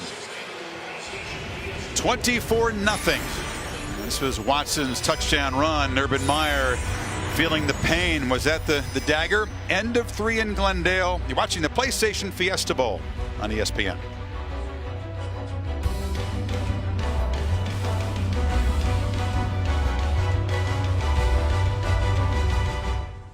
Set for the final quarter. College football playoff semifinal number 2 at the PlayStation Fiesta Bowl. Place where the Tigers lost a heartbreaker in the championship game to Alabama a year ago, but have been ultra impressive through 3 quarters tonight. Determined to get back for a rematch with the Tide in Tampa this time in 9 days. Clemson with the football pinned back at the 10-yard line. Ohio State band hasn't quit. No, they're still banging away. 3rd and 19 now. Let's see if they play it conservative up 24. They just hand it off inside. Gallman gets ahead of steam and gives it a go and does move the 6 out of the 30. Are you kidding me? That's a determined runner. Yeah. And Gallman has had a quiet year by his standard and his expectations, but look at his knees up. It almost reminds me of like a Roger Craig back in the day with the 49ers and when he runs downhill. Dabo says run it on 3rd and 19 and keep the drive alive. I like that. Wow. He is such a slasher. On the end around, Gallman running free, and now they're starting to gash that Ohio State run defense. The ball moved to midfield. Talk about killing the will of a team. You pick up a first down on a run. With the way this whole game has gone, you come right back with another run. And again, there they are with their tempo, sensing that, right back to the line of scrimmage with a quick snap. Sean still got it on the edge. Chased down by McMillan. That's on just a 2-yard gain. He had Hunter Renfrow up there on the sideline. He's just kind of running parallel to the line of scrimmage, trying to bait the defenders towards him and then flip it out to Hunter Renfrow, kind of like a triple option. But Ohio State took Renfrow out and eventually chased down Watson. This time they go trips up into the boundary there up the top. Clemson now over the 400-yard mark in offense. Buckeyes sitting at 111 for this game. They go to the boundary, and McLeod muscled out of bounds by Conley after a short gain. Dabo wanted another penalty over there. That has everything to do with how Ohio State responds to 3 receivers into the boundary. Because 2 of the corners were soft, they flip it out there. If he gets tight coverage, Chris, he'll end up running the ball back to the left with him or Wayne Gallman. 5 yards needed on this 3rd down play.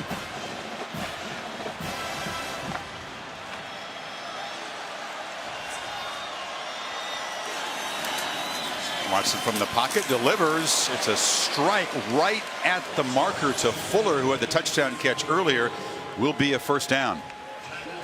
Well, that's the second time we've seen Fuller with the hands. Remember the touchdown that he had where he had to go on the wheel route. He had to have great concentration that time.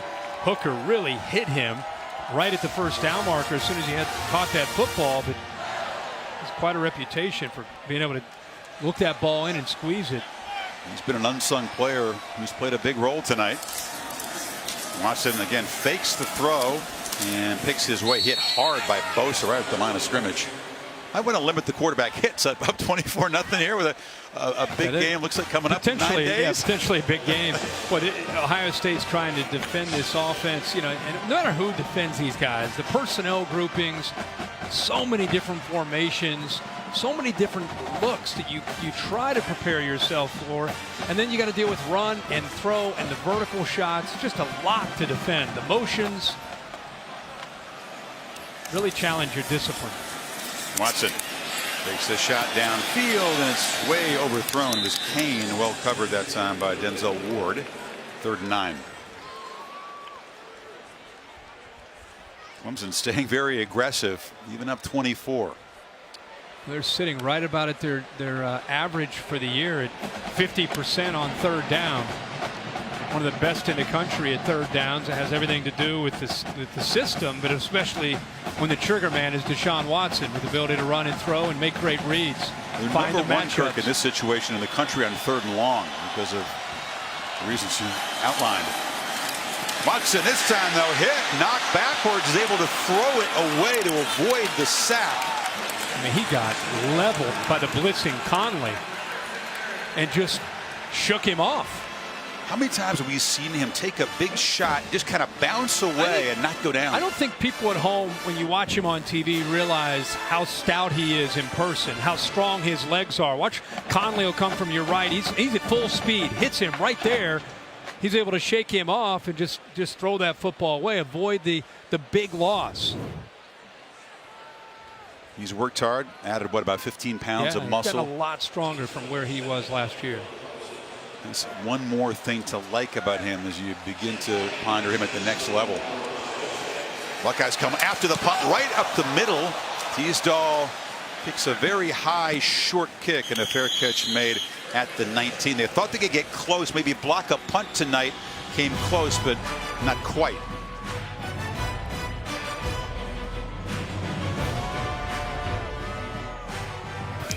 College football playoff bracket brought to you by AT&T. Bama with the 17-point win earlier in Atlanta after the Huskies drew first blood, awaiting apparently Clemson, and what would be a rematch, of course, of the 45-40 Bama win here a year ago. Either way, it was going to be a rematch because, of course, Ohio State beat Bama the first playoff year, the upset down in the Superdome. But Ohio State, Kirk, a grim evening. This is almost historically grim. If you look about the history of the Buckeyes in bowl games, shutout in the Rose Bowl by Cal in 1920. It is the only bowl shutout for this program. Been very few shutouts, period. And Meyer has not been blown out like this since he returned to become head coach at Ohio State. This would be by far the most lopsided loss he's tasted. He only had 5. Yep.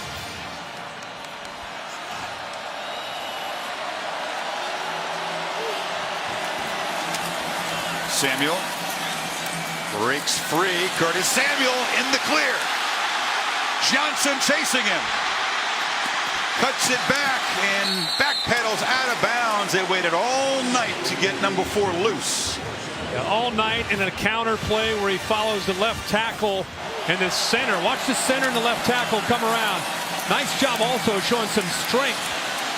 Cleveland Farrell almost brought him down from behind at the beginning, but he shows the strength and then the speed to pick up some big yards. Buckeyes in the red zone, and immediately they misfire. Had 111 yards coming into that play. Got more than half with the 64 that Samuel created. And now he's set back by a false start. False start. Offense number 74. 5-yard penalty. Still first down. DeMarco Jones, you know, he was the one that stepped on the guard Michael Jordan. It happened very early in the game, and it just seemed to discombobulate that Buckeye front. They've had all kinds of trouble tonight. You can see Jordan back and still trying to play through that pain over at left guard spot. 1st and 15. Another high throw from JT. And he went down hard after the incompletion. He's been off target tonight. Remember when Chidar Johnson, the safety from Clemson, number 18, came out and said some things publicly this week, and a lot of people in the media and some fans thought he was talking trash about JT Barrett. He said, hey, if We played better quarterbacks. If we make him throw to win, we're going to win the game. We got to stop him from running. That was the game plan. Make Ohio State have to throw, pass protect, receivers try to get separation. It's kind of been the plan. And stopped behind the line. Barrett that time by Christian Wilkins. So Johnson was urged by his coaches to go back up that talk, and with the help from his teammates tonight, they have done that, in fact. Absolutely, they've done it. Remember, Johnson also made some comments one time early in the year about Lamar Jackson, so he's kind of had a history of doing that. But you're right, tonight they have backed it up. Here it's a misread on a zone read from J.T. Barrett. With the defensive end taking the quarterback, he should have handed that one off that time to Mike Weber. The penalty and the loss after the big play by Samuel sets up a 3rd and 17. Field goal doesn't do you any good here. You figure they have 2 plays to get it. They got to hurry, and they'll call a timeout with 1 second on the play clock. You think Urban's thinking 2 plays here, right? The field goal, absolutely useless at this point. Yeah.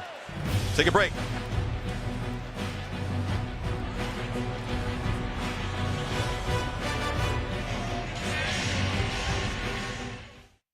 PlayStation Fiesta Bowl, brought to you by PlayStation. Every day is the big game on PlayStation. Greatness awaits. Taco Bell's $1 double stack tacos, the Lincoln Motor Company, and the Capital One Venture Card. Earn unlimited double miles on every purchase every day. Allstate's been sponsoring the Good Hands Field Goal Nets for 12 years now, making contributions to universities' scholarship funds for each field goal and extra point kicked. To date, Allstate has contributed millions in scholarship funds. 10:33 to play. Buckeyes with the football and need 17 on 3rd down. We were talking at the break about, whether it's obviously they got to go for it if they get to a 4th down, but they're thinking of still a 3-possession game. If they can get into the end zone, they've got to be going for 2, obviously.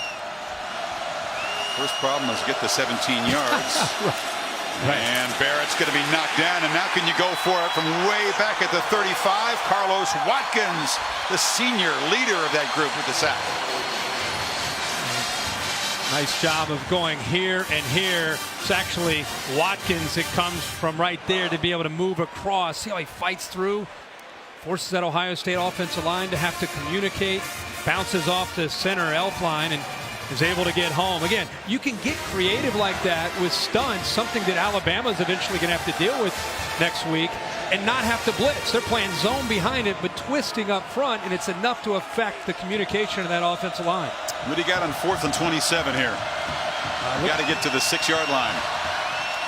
Hail Mary, looks like. Barrett hit as he throws, and just throws into the end zone where it's going to be intercepted. Van Smith's going to run it out. Smith has open space. Barrett trying to cut him off, but he cuts it back. Van Smith knocked down at the 15, and the Clemson defense makes one more emphatic play to perhaps close this out.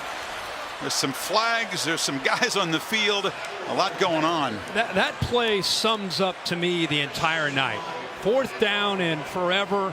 Hail Mary to throw, to try to execute, to try to pick up a 1st down. And the smartest play was by Van Smith. Instead of taking a knee, he saw the energy as he looked out from the Ohio State offense, and he said, I'm going to take this.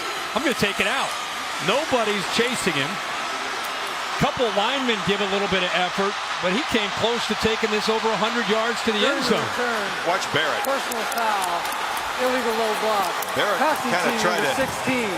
That penalty will be enforced half the distance. Tried to avoid the block of Bullware. Clemson. There's a penalty after the 86-yard return. It was actually more than that because it was middle of the end zone. Pagano was the injured Clemson player on the return.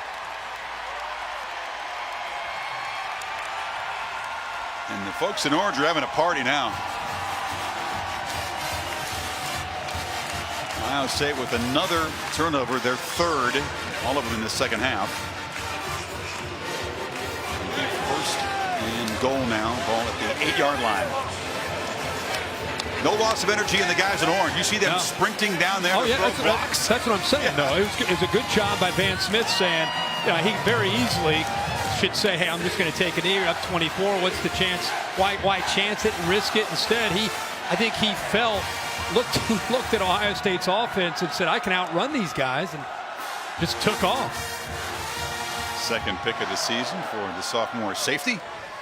And now Deshaun in the offense, knocking on the door.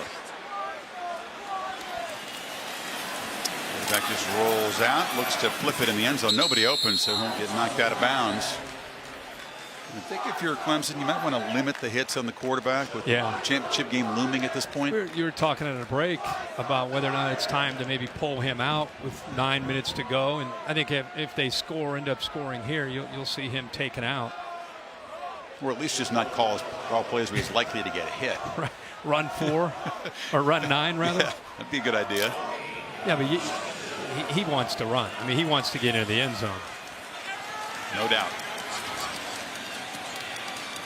A bunch of guys on the left under center. Gallman takes the pitch and just walks in to cap a tremendous creative evening for this Clemson offense.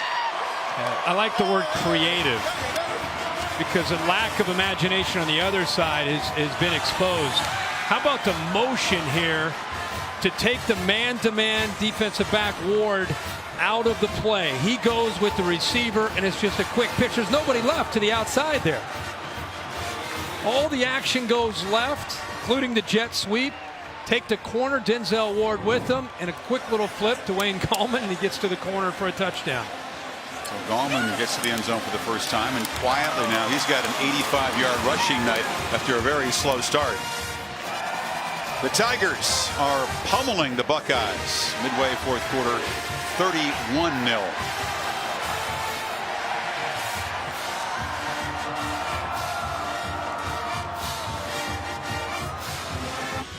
Tripleheader on Monday begins with the Goodyear Cotton Bowl. The Badgers will have to try to reverse and slide for the Big Ten. Favorites against Western Michigan will be in Pasadena for the Trojans and the Nittany Lions at 5 o'clock Eastern on ESPN. And the nightcap from the Superdome, Auburn and Oklahoma in the Sugar Bowl. Big Ten now after tonight 2-5. Yes, sir. After a year where there was a lot of talk about the Big Ten, and maybe this is the year they're the best conference. And after Florida State winning last night over Michigan and Clemson winning tonight against Ohio State, the ACC is pounding their chest. They're pounding opponents too, 8-3. And Deshaun Watson, Kirk, apparently that's going to be it for him tonight. And what a night and what a month for this guy. ACC championship game MVP against Virginia Tech, goes to New York, Heisman finalist for a second time. Graduates, the first in his family to graduate. Did it in 3 years, and tonight comes out and once again in this building lights people up. Wow. Yeah, if there's a guy that's easy to pull for, it's a guy like Deshaun Watson. Everything that's great about the sport of college football. You see Mike Williams, all these guys having some fun with him down there. They worked their entire offseason to get a chance to get back to that national championship. And I think privately, probably hoping that Alabama got there. And now they're going to have their chance to play Bama again in a championship. We'll talk more about that in the closing minutes. Meanwhile, Barrett, who's been really struggling after halftime as a passer, delivers far side, and that's broken up again. JT Kirk now 2 of 8 for 6 yards and the 2 interceptions in the second half. And right now the motivation for the guys in orange is a shutout. Yep. I mean, there's 8:41 to go. Urban Meyer has never been shut out as a head coach. Barrett steps up and flips it short to Weber, who's had a difficult evening, and knocked down. It'll set up another third down play. What I take away from this game is the Clemson defense and the preparation that Brent Venables, his staff, and those players put in, and how Ohio State, with 3 or 4 weeks to get ready to try to change some tendencies, because they were limping down the stretch offensively. They were very one-dimensional. They weren't able to make enough changes. They got beaten up front at the line of scrimmage, and Clemson anticipated and expected a lot of things based on formations and down and distance. On 3rd and 5, Barrett tries to pick his way. and does spin for a first down out near the 40. It kind of reminds me, just maybe it's being in this building. You and I were here in the 2007 National Championship, the 06 season, when Urban Meyer was with the Florida Gators and Ohio State was here. Kind of has that same feel where Ohio State just can't get anything going throughout most of this game. Well, they can't get Barrett free. He does spin and now just fires high, and the catch is made along the sidelines there by Corey Smith out near midfield. The motivation for Ohio State is to avoid that shutout. If you think about Urban Meyer, what you said there a minute ago, 194th game as a head coach, never blanked, only lost 28. Right. And only 5 here at Ohio State. 2nd and 1. Across the middle again. That's made by Smith. That was an area they thought they might have some success because of the linebackers, Boulware and Joseph, in the blitzing. That time they did blitz, and there was a nice big opening right behind them, and he just kind of sat right in that area, and Barrett got the ball out of his hands quickly. Some backups in there on the Clemson front at the moment. Barrett, a lot of time, delivers across the middle, and it's dropped by Noah Brown. Another drop by this Buckeye receiving corps tonight. He found the opening. I mean, you're rushing 3 and dropping 8. It's hard to find a spot to be able to throw it, but give Noah Brown credit for being able to settle into a soft spot. He just lack of concentration. The third drop that I can remember that cost Ohio State a first down. That might have been a touchdown. Yeah. Barrett trapped, desperately heaves it away to Weber, the outlet receiver. It's a short gain. It'll be 3rd and 7 now. JT is just fighting for his life back there every snap. They are getting after him. You're seeing Albert Huggins, the sophomore. Fresh legs as a pass rusher. That's right. Austin Bryant also chasing him down. Seeing the depth of this Clemson defense as these mostly reserves now in the front anyway try to protect the shutout. Barrett delivers. Samuel, and it's just short of a first down. It'll be 4th down.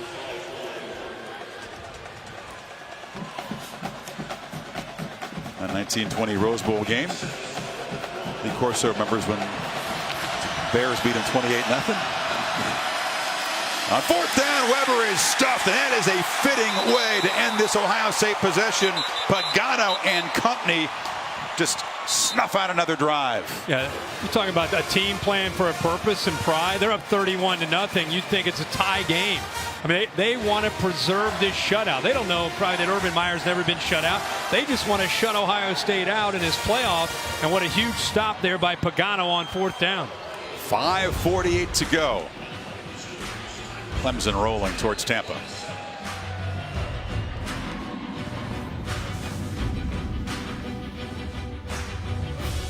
It's been all Clemson tonight. Brilliant on both sides of the football. And the Ohio State fan base is headed for the exits. They've left behind some red and gray empty seats. But you contrast what we saw from this team and those fans, the lifetime memories, that double overtime win over Michigan. And I think that the coaching staff, the team, the fans perhaps as well, came here with a great deal of confidence. Did you sense that from Meyer, from Schiano yesterday? I think they're stunned by what they've seen in this game tonight from the other side. I couldn't figure out, because usually Urban is very, very intense when you meet with him. He had a different kind of vibe to him for sure. Nick Schuessler has replaced Watson. They hand it off straight ahead. Yeah, he's much more uptight in a big conference game. We saw him before Wisconsin, Penn State, Michigan. He had a real calm and assurance about him, but the 45-3 record with more than a week to prepare, the mythology around this man's ability to get a team ready with extra time, that has been crushed this evening tonight. Yep. Clemson has thoroughly outplayed, outcoached, outprepared him. And I still think that there are people nationally that don't quite understand where Clemson stands in the landscape of college football with these last 5 or 6 years. I mean, they better figure it out. They are up there. They are a brand and a team that's not going away. They recruit at an incredibly high level. Schuessler takes off, and the backup scampers out near midfield. They feel really comfortable about this guy that if the worst happened and they lost Watson, that Schuster would be a very competent backup. He's a graduate, veteran. Yeah, he actually, there's Jalen Holmes who's down. They feel very, very confident if he were to get in there. Of course, they want Deshaun Watson to play every snap. But you watch him when you go to their practices and watch him in scrimmages. He has a very good command and a feel for how to run this offense. What you said, I think, about recruiting is important. They've cleaned up.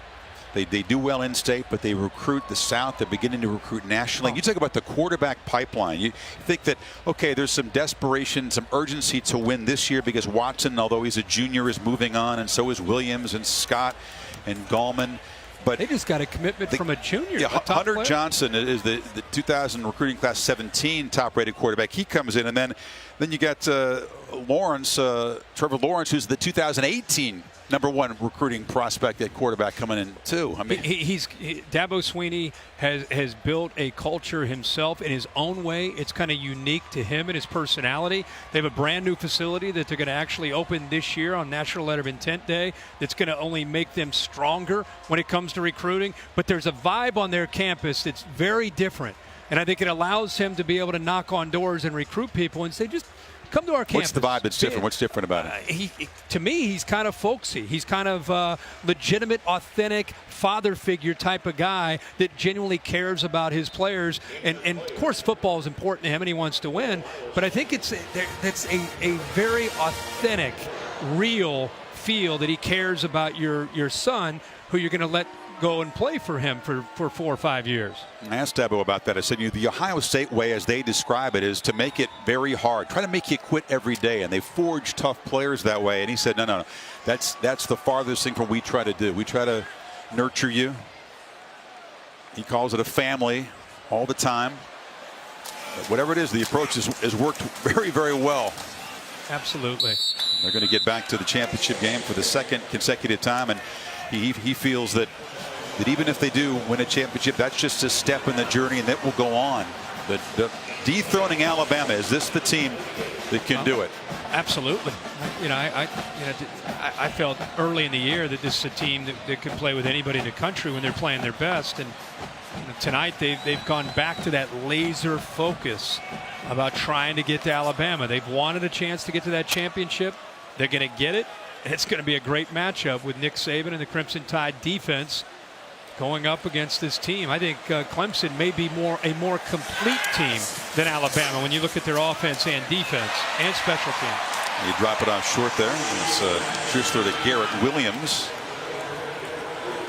Said more complete team than Alabama because the Tide's offense, again, they struggle at times. They got the pick six. Defensively, there are no questions about that. No. Their defense is right up there. People talk about being one of the better ones that Nick Saban's had. But I just think when you look at where they are with still a true freshman quarterback, there's some limitations in their passing game.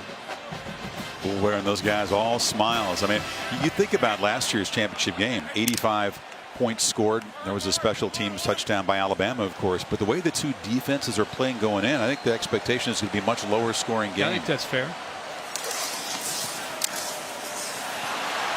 Tavian Feaster, the true freshman, breaks free. Everybody getting a chance to touch the ball in this playoff game now.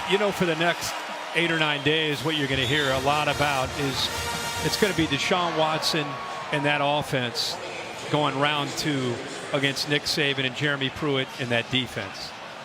I mean, I don't know about you, but when we left this stadium last year, I wanted to see more of that. I wanted to see more of Watson and Nick Saban's defense kind of matching wits and competing against each other. Preseason 1 and 2, and I think they were your prediction that they would rematch in a championship game.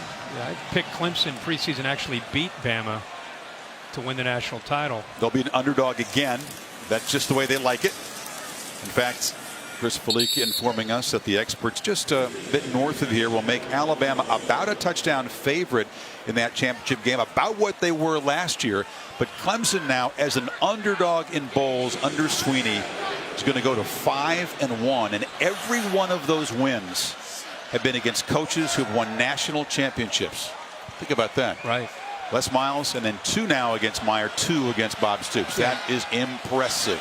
You put the names of the teams that they've beaten in those bowl games up on a graphic, and you look who they have beaten. And that's what's happened to them in these last 6 years is the confidence that they have gained from beating the teams that they have beaten from the SEC and the Big Ten and all over the country. That's why they walk into most games and feel that they can compete with anybody. And if you're on Clemson on that roster, is there anybody else at the beginning of the season that you would have wanted to make it to the end than Alabama? And I know everybody says I want Bama, but Clemson was going toe to toe with them a year ago in the championship. I'm sure that they're, again, privately very excited that it's going to be Bama in the championship. Let's talk more about the matchup in Tampa on the Ford postgame show coming up. A lot of folks say we want Bama. That's the standard bearer. Few teams are equipped to deal with it. Clemson perhaps is one of them.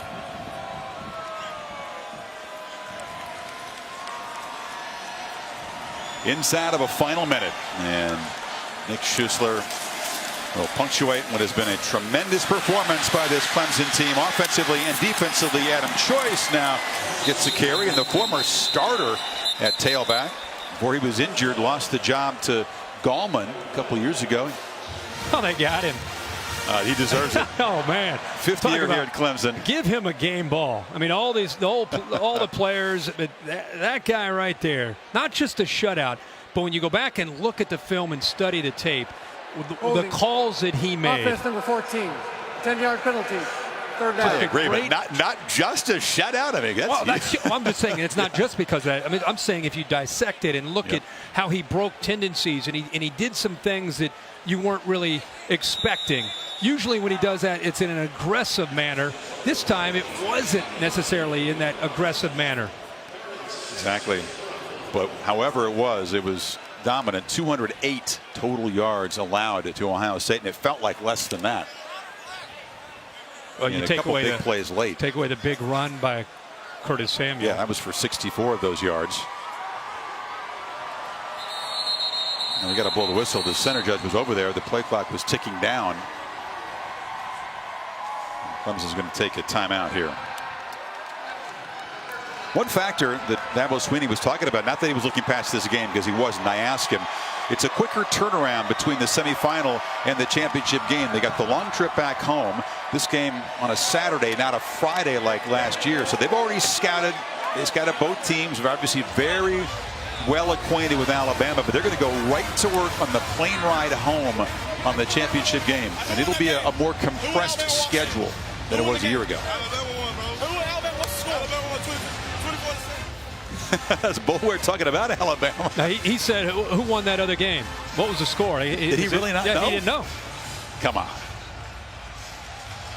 You telling me you were down here a minute ago? I think that was the first time you found out who they're going to play in Tampa? Let's focus, I guess. That was great stuff. Bearded linebacker and his teammates going to shut out an Urban Meyer coach team for the first time in history, as you said. Here it is again. I think.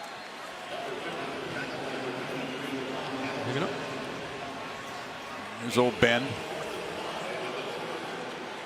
He has made himself a great player through heart and determination. Very instinctive player as well. Deshaun Watson, the offensive MVP. Cleveland Farrell, the pass rusher, had a terrific game. He's the defensive MVP of the PlayStation Fiesta Bowl. He was all over the field. We expected Wilkins against Prince maybe to be a factor, but it was the other side, Farrell. Victory formation, and the Tigers beat down and blank the Buckeyes to book a ticket to Tampa. Tigers and Tide 2, the sequel coming up.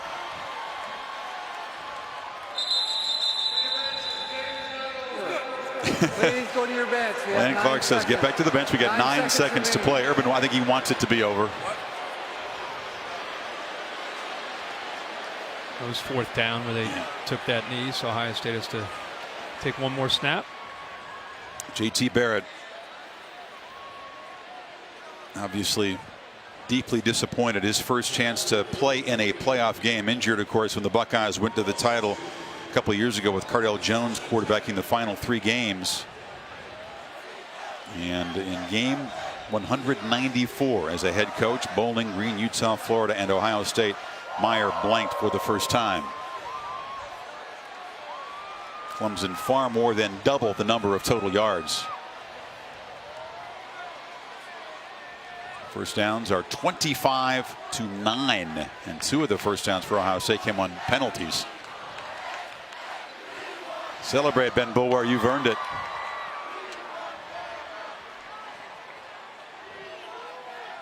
And they will get their crack at the Tide. Again, as underdogs. Wouldn't have it any other way.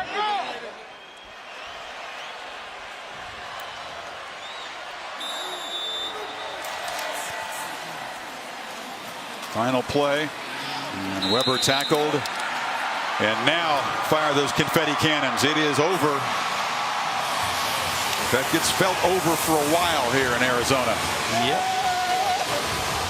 Watson throws for 259 and a touchdown, runs for 57 more and 2 touchdowns. A quick exchange between 2 coaches who are good friends. A thud to end the season for Meyer's team. And Dabo, an Alabama graduate. He's got 2 degrees from Alabama, was a walk-on wide receiver, a graduate assistant, and an assistant coach for a second straight year. Goes head-to-head against his alma mater for a title. Back to the Natty for Clemson. Let's hear from Dabo with Samantha. Yeah, Chris, he's getting his new hat on. Just happened to get one of those. Coach, we talked at halftime, and things weren't perfect. There were some sacks, there were some interceptions, some missed opportunities, and yet you come out on top 31-0. How is it possible for your team to do that with that type of adversity? Well, it's a team effort, total team effort. You know, you get to this stage, it's talent plus teamwork plus intelligence. Outside of a couple of spots, we played pretty smart all night. We played physical in the trenches, played unbelievable defense. I mean, a shutout against, one of the best offenses in the country. Just can't say enough about our defensive pressure. Again, outside of a couple of boneheaded mistakes where they got behind us. And then offensively, we got the best player in the country in number 4. And he showed that again tonight. Wayne Gallman, we made some big plays, just continued to stay with it. We finished a couple of drives that we needed to finish that we didn't finish in the first half, but just a complete team effort. Really proud of our staff, and so happy for Clemson Nation, our fans. Back-to-back playoffs, back-to-back national championship appearances. Hopefully we can finish this year. Coach, you mentioned your defense. Urban Meyer's teams have never in his head coaching career been shut out. I'm told you challenged your defense at halftime to finish this out. How were they able to do that? Well, that's unbelievable. I didn't know that. But we just stayed locked in. That was one thing we talked about at halftime. I think they had 88 yards at half. And I said, can we play 4 quarters of defense? Can we play 4 quarters of smart defense, make them earn it? And again, outside of a couple plays, but I'll tell you, one of the key things that we talked about coming this game was red zone defense. We knew they would get in the red zone some, and could we play great red zone D? And they did. We had a couple stops on downs. We had turnovers in the red zone. Just a tremendous performance. I don't know how many sacks we had, but we had great pressure on those guys. And again, a total team effort. Special teams, creating field position. We had a couple drives where we didn't score, but we moved it out, punted the ball to where they got to go 80. So just a smart football game and a 4-quarter game by all phases. Last thing for you, we're going to send it over to your quarterback. But, Coach, your fans all year long have been saying, we want Bama. Now you've got them. What do you think? Better watch what you wish for. Listen, we're excited. This is how we ended last year, Clemson, Alabama, and that's how it's going to end this year. Obviously I got a lot of respect for Alabama. Spent a long time there. They are who they are because they've been the best. They've been the standard. And, everything, when you get a first down, you better strike up the band and play it because you have to earn everything. So we all know the challenge that we'll have. We're going to have a great week of prep. But we're excited. Eventually, if you're going to ever be the best, you got to beat them. And it'll be an unbelievable game down in Tampa. And just glad that we got a shot. That's all you can ask for. So we've earned it. Congratulations to Alabama, too. To do what they've done this year, I know how difficult that is. It's going to be a heck of a ball game down in Tampa. Let's get it on. All right. Well, Coach, your wife is right behind you. She's really excited. I'll let you get to her. Tom Rinaldi, take it away. Sam, thank you very much. Alongside the the player called the best in this country by his head coach, Deshaun Watson. A year ago on this field, a transcendent performance in a loss against Alabama, and now the performance tonight. What is it about this place that just seems to suit you, Deshaun? I don't know, it's just special. You know, hopefully, I just go out and play ball and, you know, try to be my best for this team and help this team win. You know, we kind of started off slow, you know, with the might slip on the corner ball, and the guy picked it off, and you know, but we had to find our rhythm, and that's what we did. You know, none of us flinched. You know, adversity hit us, but we always kept rolling. We kept believing. And you know, our defense played their ass off. We got to give credit to them. And you know, Ohio State's a great team, but you know, we came out on top. All season long, the mantra has been embrace the target. How did that help you tonight?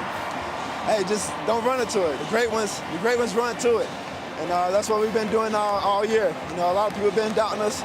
A lot of people, you know, don't really respect us, but hey, we don't worry about the outside people. We worry about what Clemson is about. We keep believing, and we just keep grinding, and that's what we focus on, and everything else will take care of itself. We've talked often, Deshaun, about the feeling you had a year ago walking off this field in the loss against Alabama. Having worked this hard, what's the difference between getting there and getting back there? Finishing, you know, and being the team that, you know, be on that stage at the end of the game, and having the confetti fall on us, we celebrate. And you know, we have another opportunity. You know, God don't make mistakes. He put us in this position for a reason. And you know, honestly, I think He's smiling on Clemson University. So you know, we go back to work and celebrate this one and get ready for Bama. Did you want Bama? Of course. You know, I want the best of the best. You know, they're the champs, they're the king, and we got to go earn it. We got to go earn it. Great performance tonight. We'll see you for one more in Tampa. Yes, sir. Thank you. Appreciate it. Chris? They'll try to win the belt by knocking out the champ. You know, to even be in a position to win a championship a year after losing a championship game is so difficult. The last team to successfully do it, got to go back to the '99 Florida State team. They beat the Hokies in the Superdome a year after losing to Tennessee out here in the desert. Clemson trying to become the first team since then to do that. Lose one year, come back the next year and win it. And as fate would have it, it is a rematch with the kings of college football at the moment, Alabama. And you heard Deshaun Watson say right there to Tom that, well, this is what we wanted. And we talked to, I don't know if they would admit that publicly, but he just did. He said we want to beat the best and be challenged by the best. And I thought tonight, of all the games he played this year, he looked loose. He looked just freed up. He had a smile in the warm-ups. A lot of times this year, he almost didn't look like he was having fun because of the burden of trying to live up to unrealistic expectations. Tonight, I think he knew what was coming, and just went out there and balled and ran and threw and directed his team to a big win. Yeah, he threw 2 more picks tonight. He throws a lot of picks, but he shakes them off. Nothing makes him panic, and Watson recovers from the early turnover and leads the Tigers back to the championship game. The Ford wrap-up show is coming up.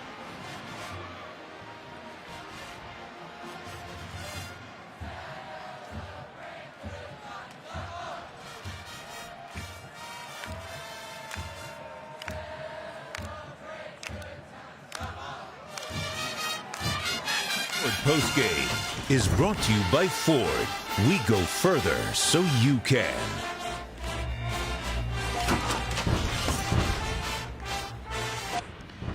Welcome to the Ford postgame show. And the national championship game is coming up, as we mentioned, from Raymond James Stadium in Tampa. The sequel, the Tide versus the Tigers, 8 o'clock Eastern time on ESPN. Reese Davis to present the trophy that weighs more than some of the players. I'm not kidding. It's like a 200-pound Fiesta Bowl trophy, which the Tigers will claim. And we'll be back to talk more about the championship game after this. Reese, take it away. Good evening, everybody, and Happy New Year. What a way to ring out 2016, especially for those of you wearing orange. Congratulations. I think you know why we're all up here. We're here to present the championship trophy from the PlayStation Fiesta Bowl. I'd like to make some introductions now. Joining me from the PlayStation Fiesta Bowl, the chairman of the board, Mike Hekamovich, the executive director, Mike Mealy, and from PlayStation, Eric Limpel. Thank all of you for being up here. Mike, let's hand out some hardware. What do you say? On behalf of the PlayStation Fiesta Bowl and the College Football Playoff, congratulations to both of these outstanding teams for a great effort tonight and throughout the season. it's now my honor to present the PlayStation Fiesta Bowl Playoff Semifinal Trophy to head coach Dabo Swinney and the Clemson University Tigers.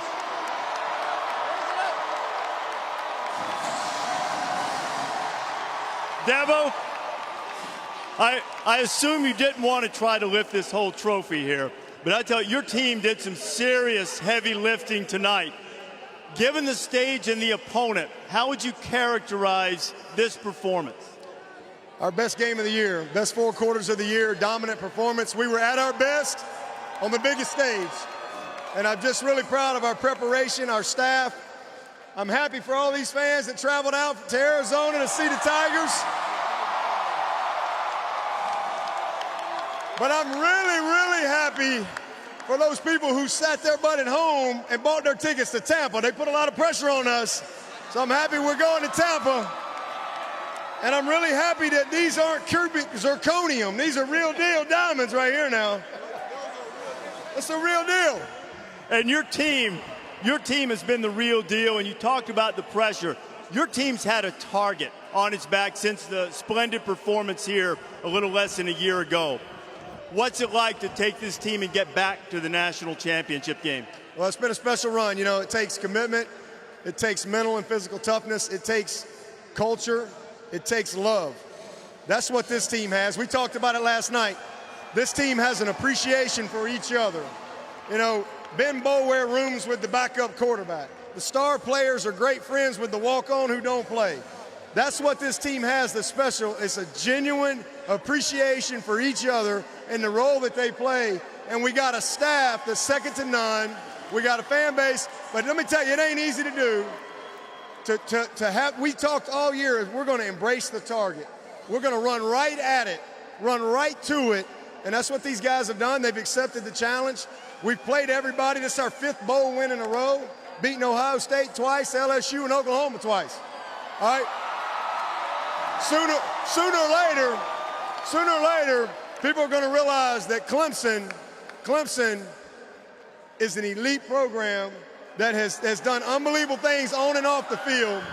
And the credit goes to the good Lord and to all these players and the former players. Because this didn't start this year. This started in 2009 with that first team that won the division. We've won 5 divisions now. That first team in 2011 that won the league, we've won 3 now. That first team in 2011 that won 10 games, we've won 6 years now. So it's all those guys. Not just this team. This is for everybody. Tigers. I know everybody knows it. Now you got the rematch. Dabo, congratulations. Dabo Swinney, champions of the PlayStation Fiesta Bowl. Mike, we have some players to honor as well. Yeah, and now for our player awards. For Offensive Player of the Game from Clemson University, number 4, Deshaun Watson.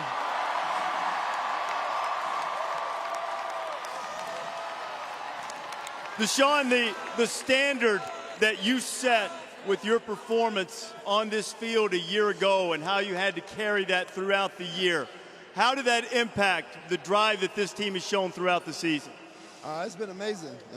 Each and every day, these players come to work, from the starters to the walk-ons, to the coaches, the GAs. Everyone just come to work each and every day, try to get better. And, our motto is, try to get 1% better and make each other better. And iron sharpens iron. And, I just really appreciate all my teammates, all my coaches, and just really, I'm the MVP, but my offensive line is really the MVP. Those guys protect me and open up holes. So I love those guys and just love all the Clemson fans that came out here to Arizona and that's supporting us back home. And just get ready to go to Tampa. And so how long will you celebrate this before you start looking to that rematch? Oh, I'm going to celebrate. You ought to celebrate, my friend. Congratulations to Deshaun Watson with another terrific performance. And we've got a defensive player to honor as well.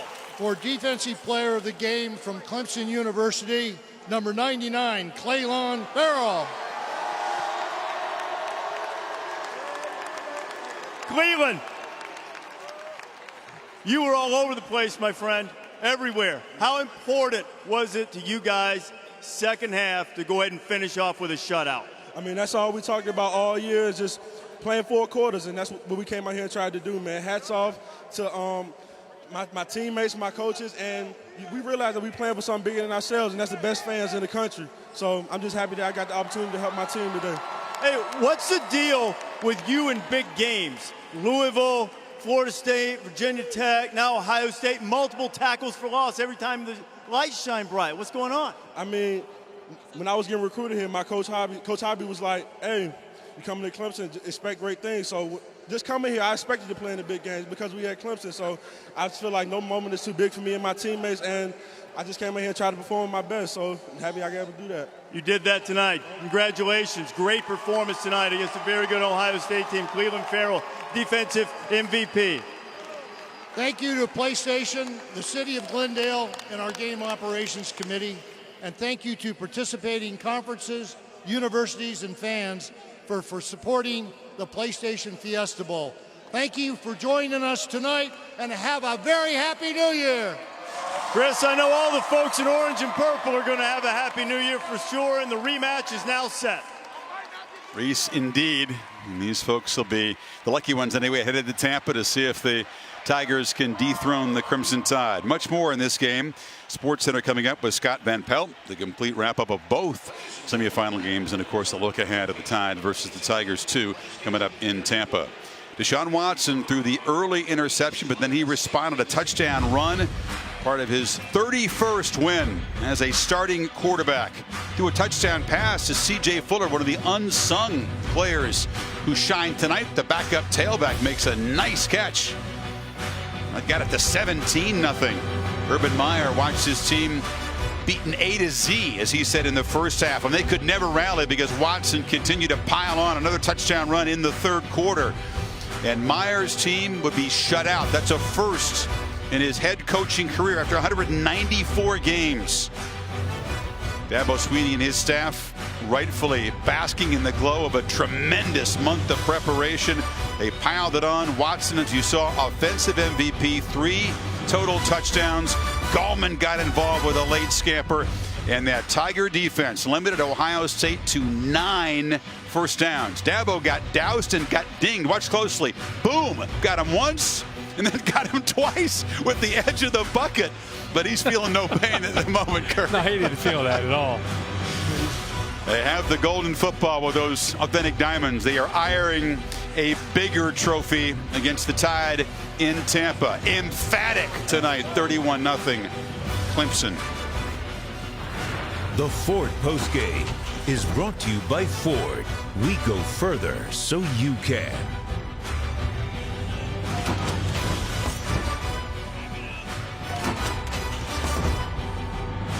Welcome back to the Ford postgame show. Tigers slowly making their way off of the field here. And the rematch is set up for Tampa on January 9th. Comes to Arizona, expect the unexpected. Alabama comes into this game as the veteran team, the experienced team. And for Clemson, they've been the underdog all year. The Heisman winner in the open field, headed for the end zone. Touchdown Tigers at the answer. The time score. Who's going to win this test of wills for the championship? Now an onside kick. Alabama's got the ball back. Wide open is Howard for his second long touchdown tonight. He escapes. Deshaun Watson shows some of that wizardry. Look out, Kenyon Drake can fly. 95 yards. We hope for something tonight that would be special, and we got it. Alabama. Everybody gave everything tonight. And is this Clemson team that dominated Ohio State, can they be the group to dethrone big bad Bama? Of course, will be again about a touchdown favorite in that championship game as they were a year ago. Be a lot of fun to see Deshaun Watson in that Alabama defense. By the time Alabama's defense takes the field, they're going to be so tired of hearing about Deshaun Watson getting a rematch opportunity. Nick Saban will have those boys dialed in and ready to play ball. But this is kind of, again, I think the preseason, even the AP had Bama 1, Clemson 2. A lot of people picked Clemson and Alabama to meet each other. So this is the game that a lot of people anticipated and expected, and there it is. Now we got it. Interesting, Kirk. We've now played 3 years of the playoffs, so 6 semifinal games. 5 of the 6 have been blowouts. The one exception was Ohio State's upset over Alabama in 2014 down in the Superdome. But today, 2 lopsided games have produced what we hope will be a final that approaches the excitement on this field a year ago. Perhaps people will say a lot lower scoring with the way the defenses have played. I don't think anybody would expect 85 points like we had here a year ago. No. I think the one thing that you have to be excited about seeing this is a lot of attention is going to be spent on Deshaun Watson and his offense against that Nick Saban and Jeremy Pruitt defense. But I think at the end of the day, it's maybe Lane Kiffin and his offense and how they can try to come up with some plays to try to make enough to be able to score. Because it wasn't just today that Alabama's offense is at times struggling to try to kind of find their rhythm. There have been times when they've looked good. There have been times when it's been a bit of a struggle. Remember, they're at the opposite end. They're playing a true freshman quarterback who has tremendous upside, but he's still a true freshman. And the way this Clemson defense looked tonight, they're going to go into that game with a ton of confidence, probably a similar game plan, take away the Alabama run, and make Jalen Hurts throw the football consistently. You heard Dabo Swinney say, he told his team before the season, embrace the target, run right to it. That's what Alabama's done under this tremendous run of Nick Saban. They've always been the team with the target. It's a tough thing to navigate your way through to a championship game. For 2 teams to do it in back-to-back seasons is impressive. We'll see who the last team standing is in Tampa. Yeah, that's a great point, especially about Alabama having to endure that, live up to that hype year in and year out. And you got to give Bama a lot of credit for getting there. So the Tigers, the long trip home, but they'll be celebrating briefly before turning their attention to the Tide. Well, we thank you for joining us here. The game was produced by Bill Bonnell, directed by Derek Mobley. We thank Dave Kataya. Thank Darren Brown, Mike Black, Mark Amento in the booth. So for Kirk and for Samantha and Tom and our entire production crew here in Arizona, we say thank you, and be sure to join us again Monday, January 9th for the championship game presented by AT&T, Alabama and Clemson, round 2. Sports Center coming up with Scott Van Pelt right now.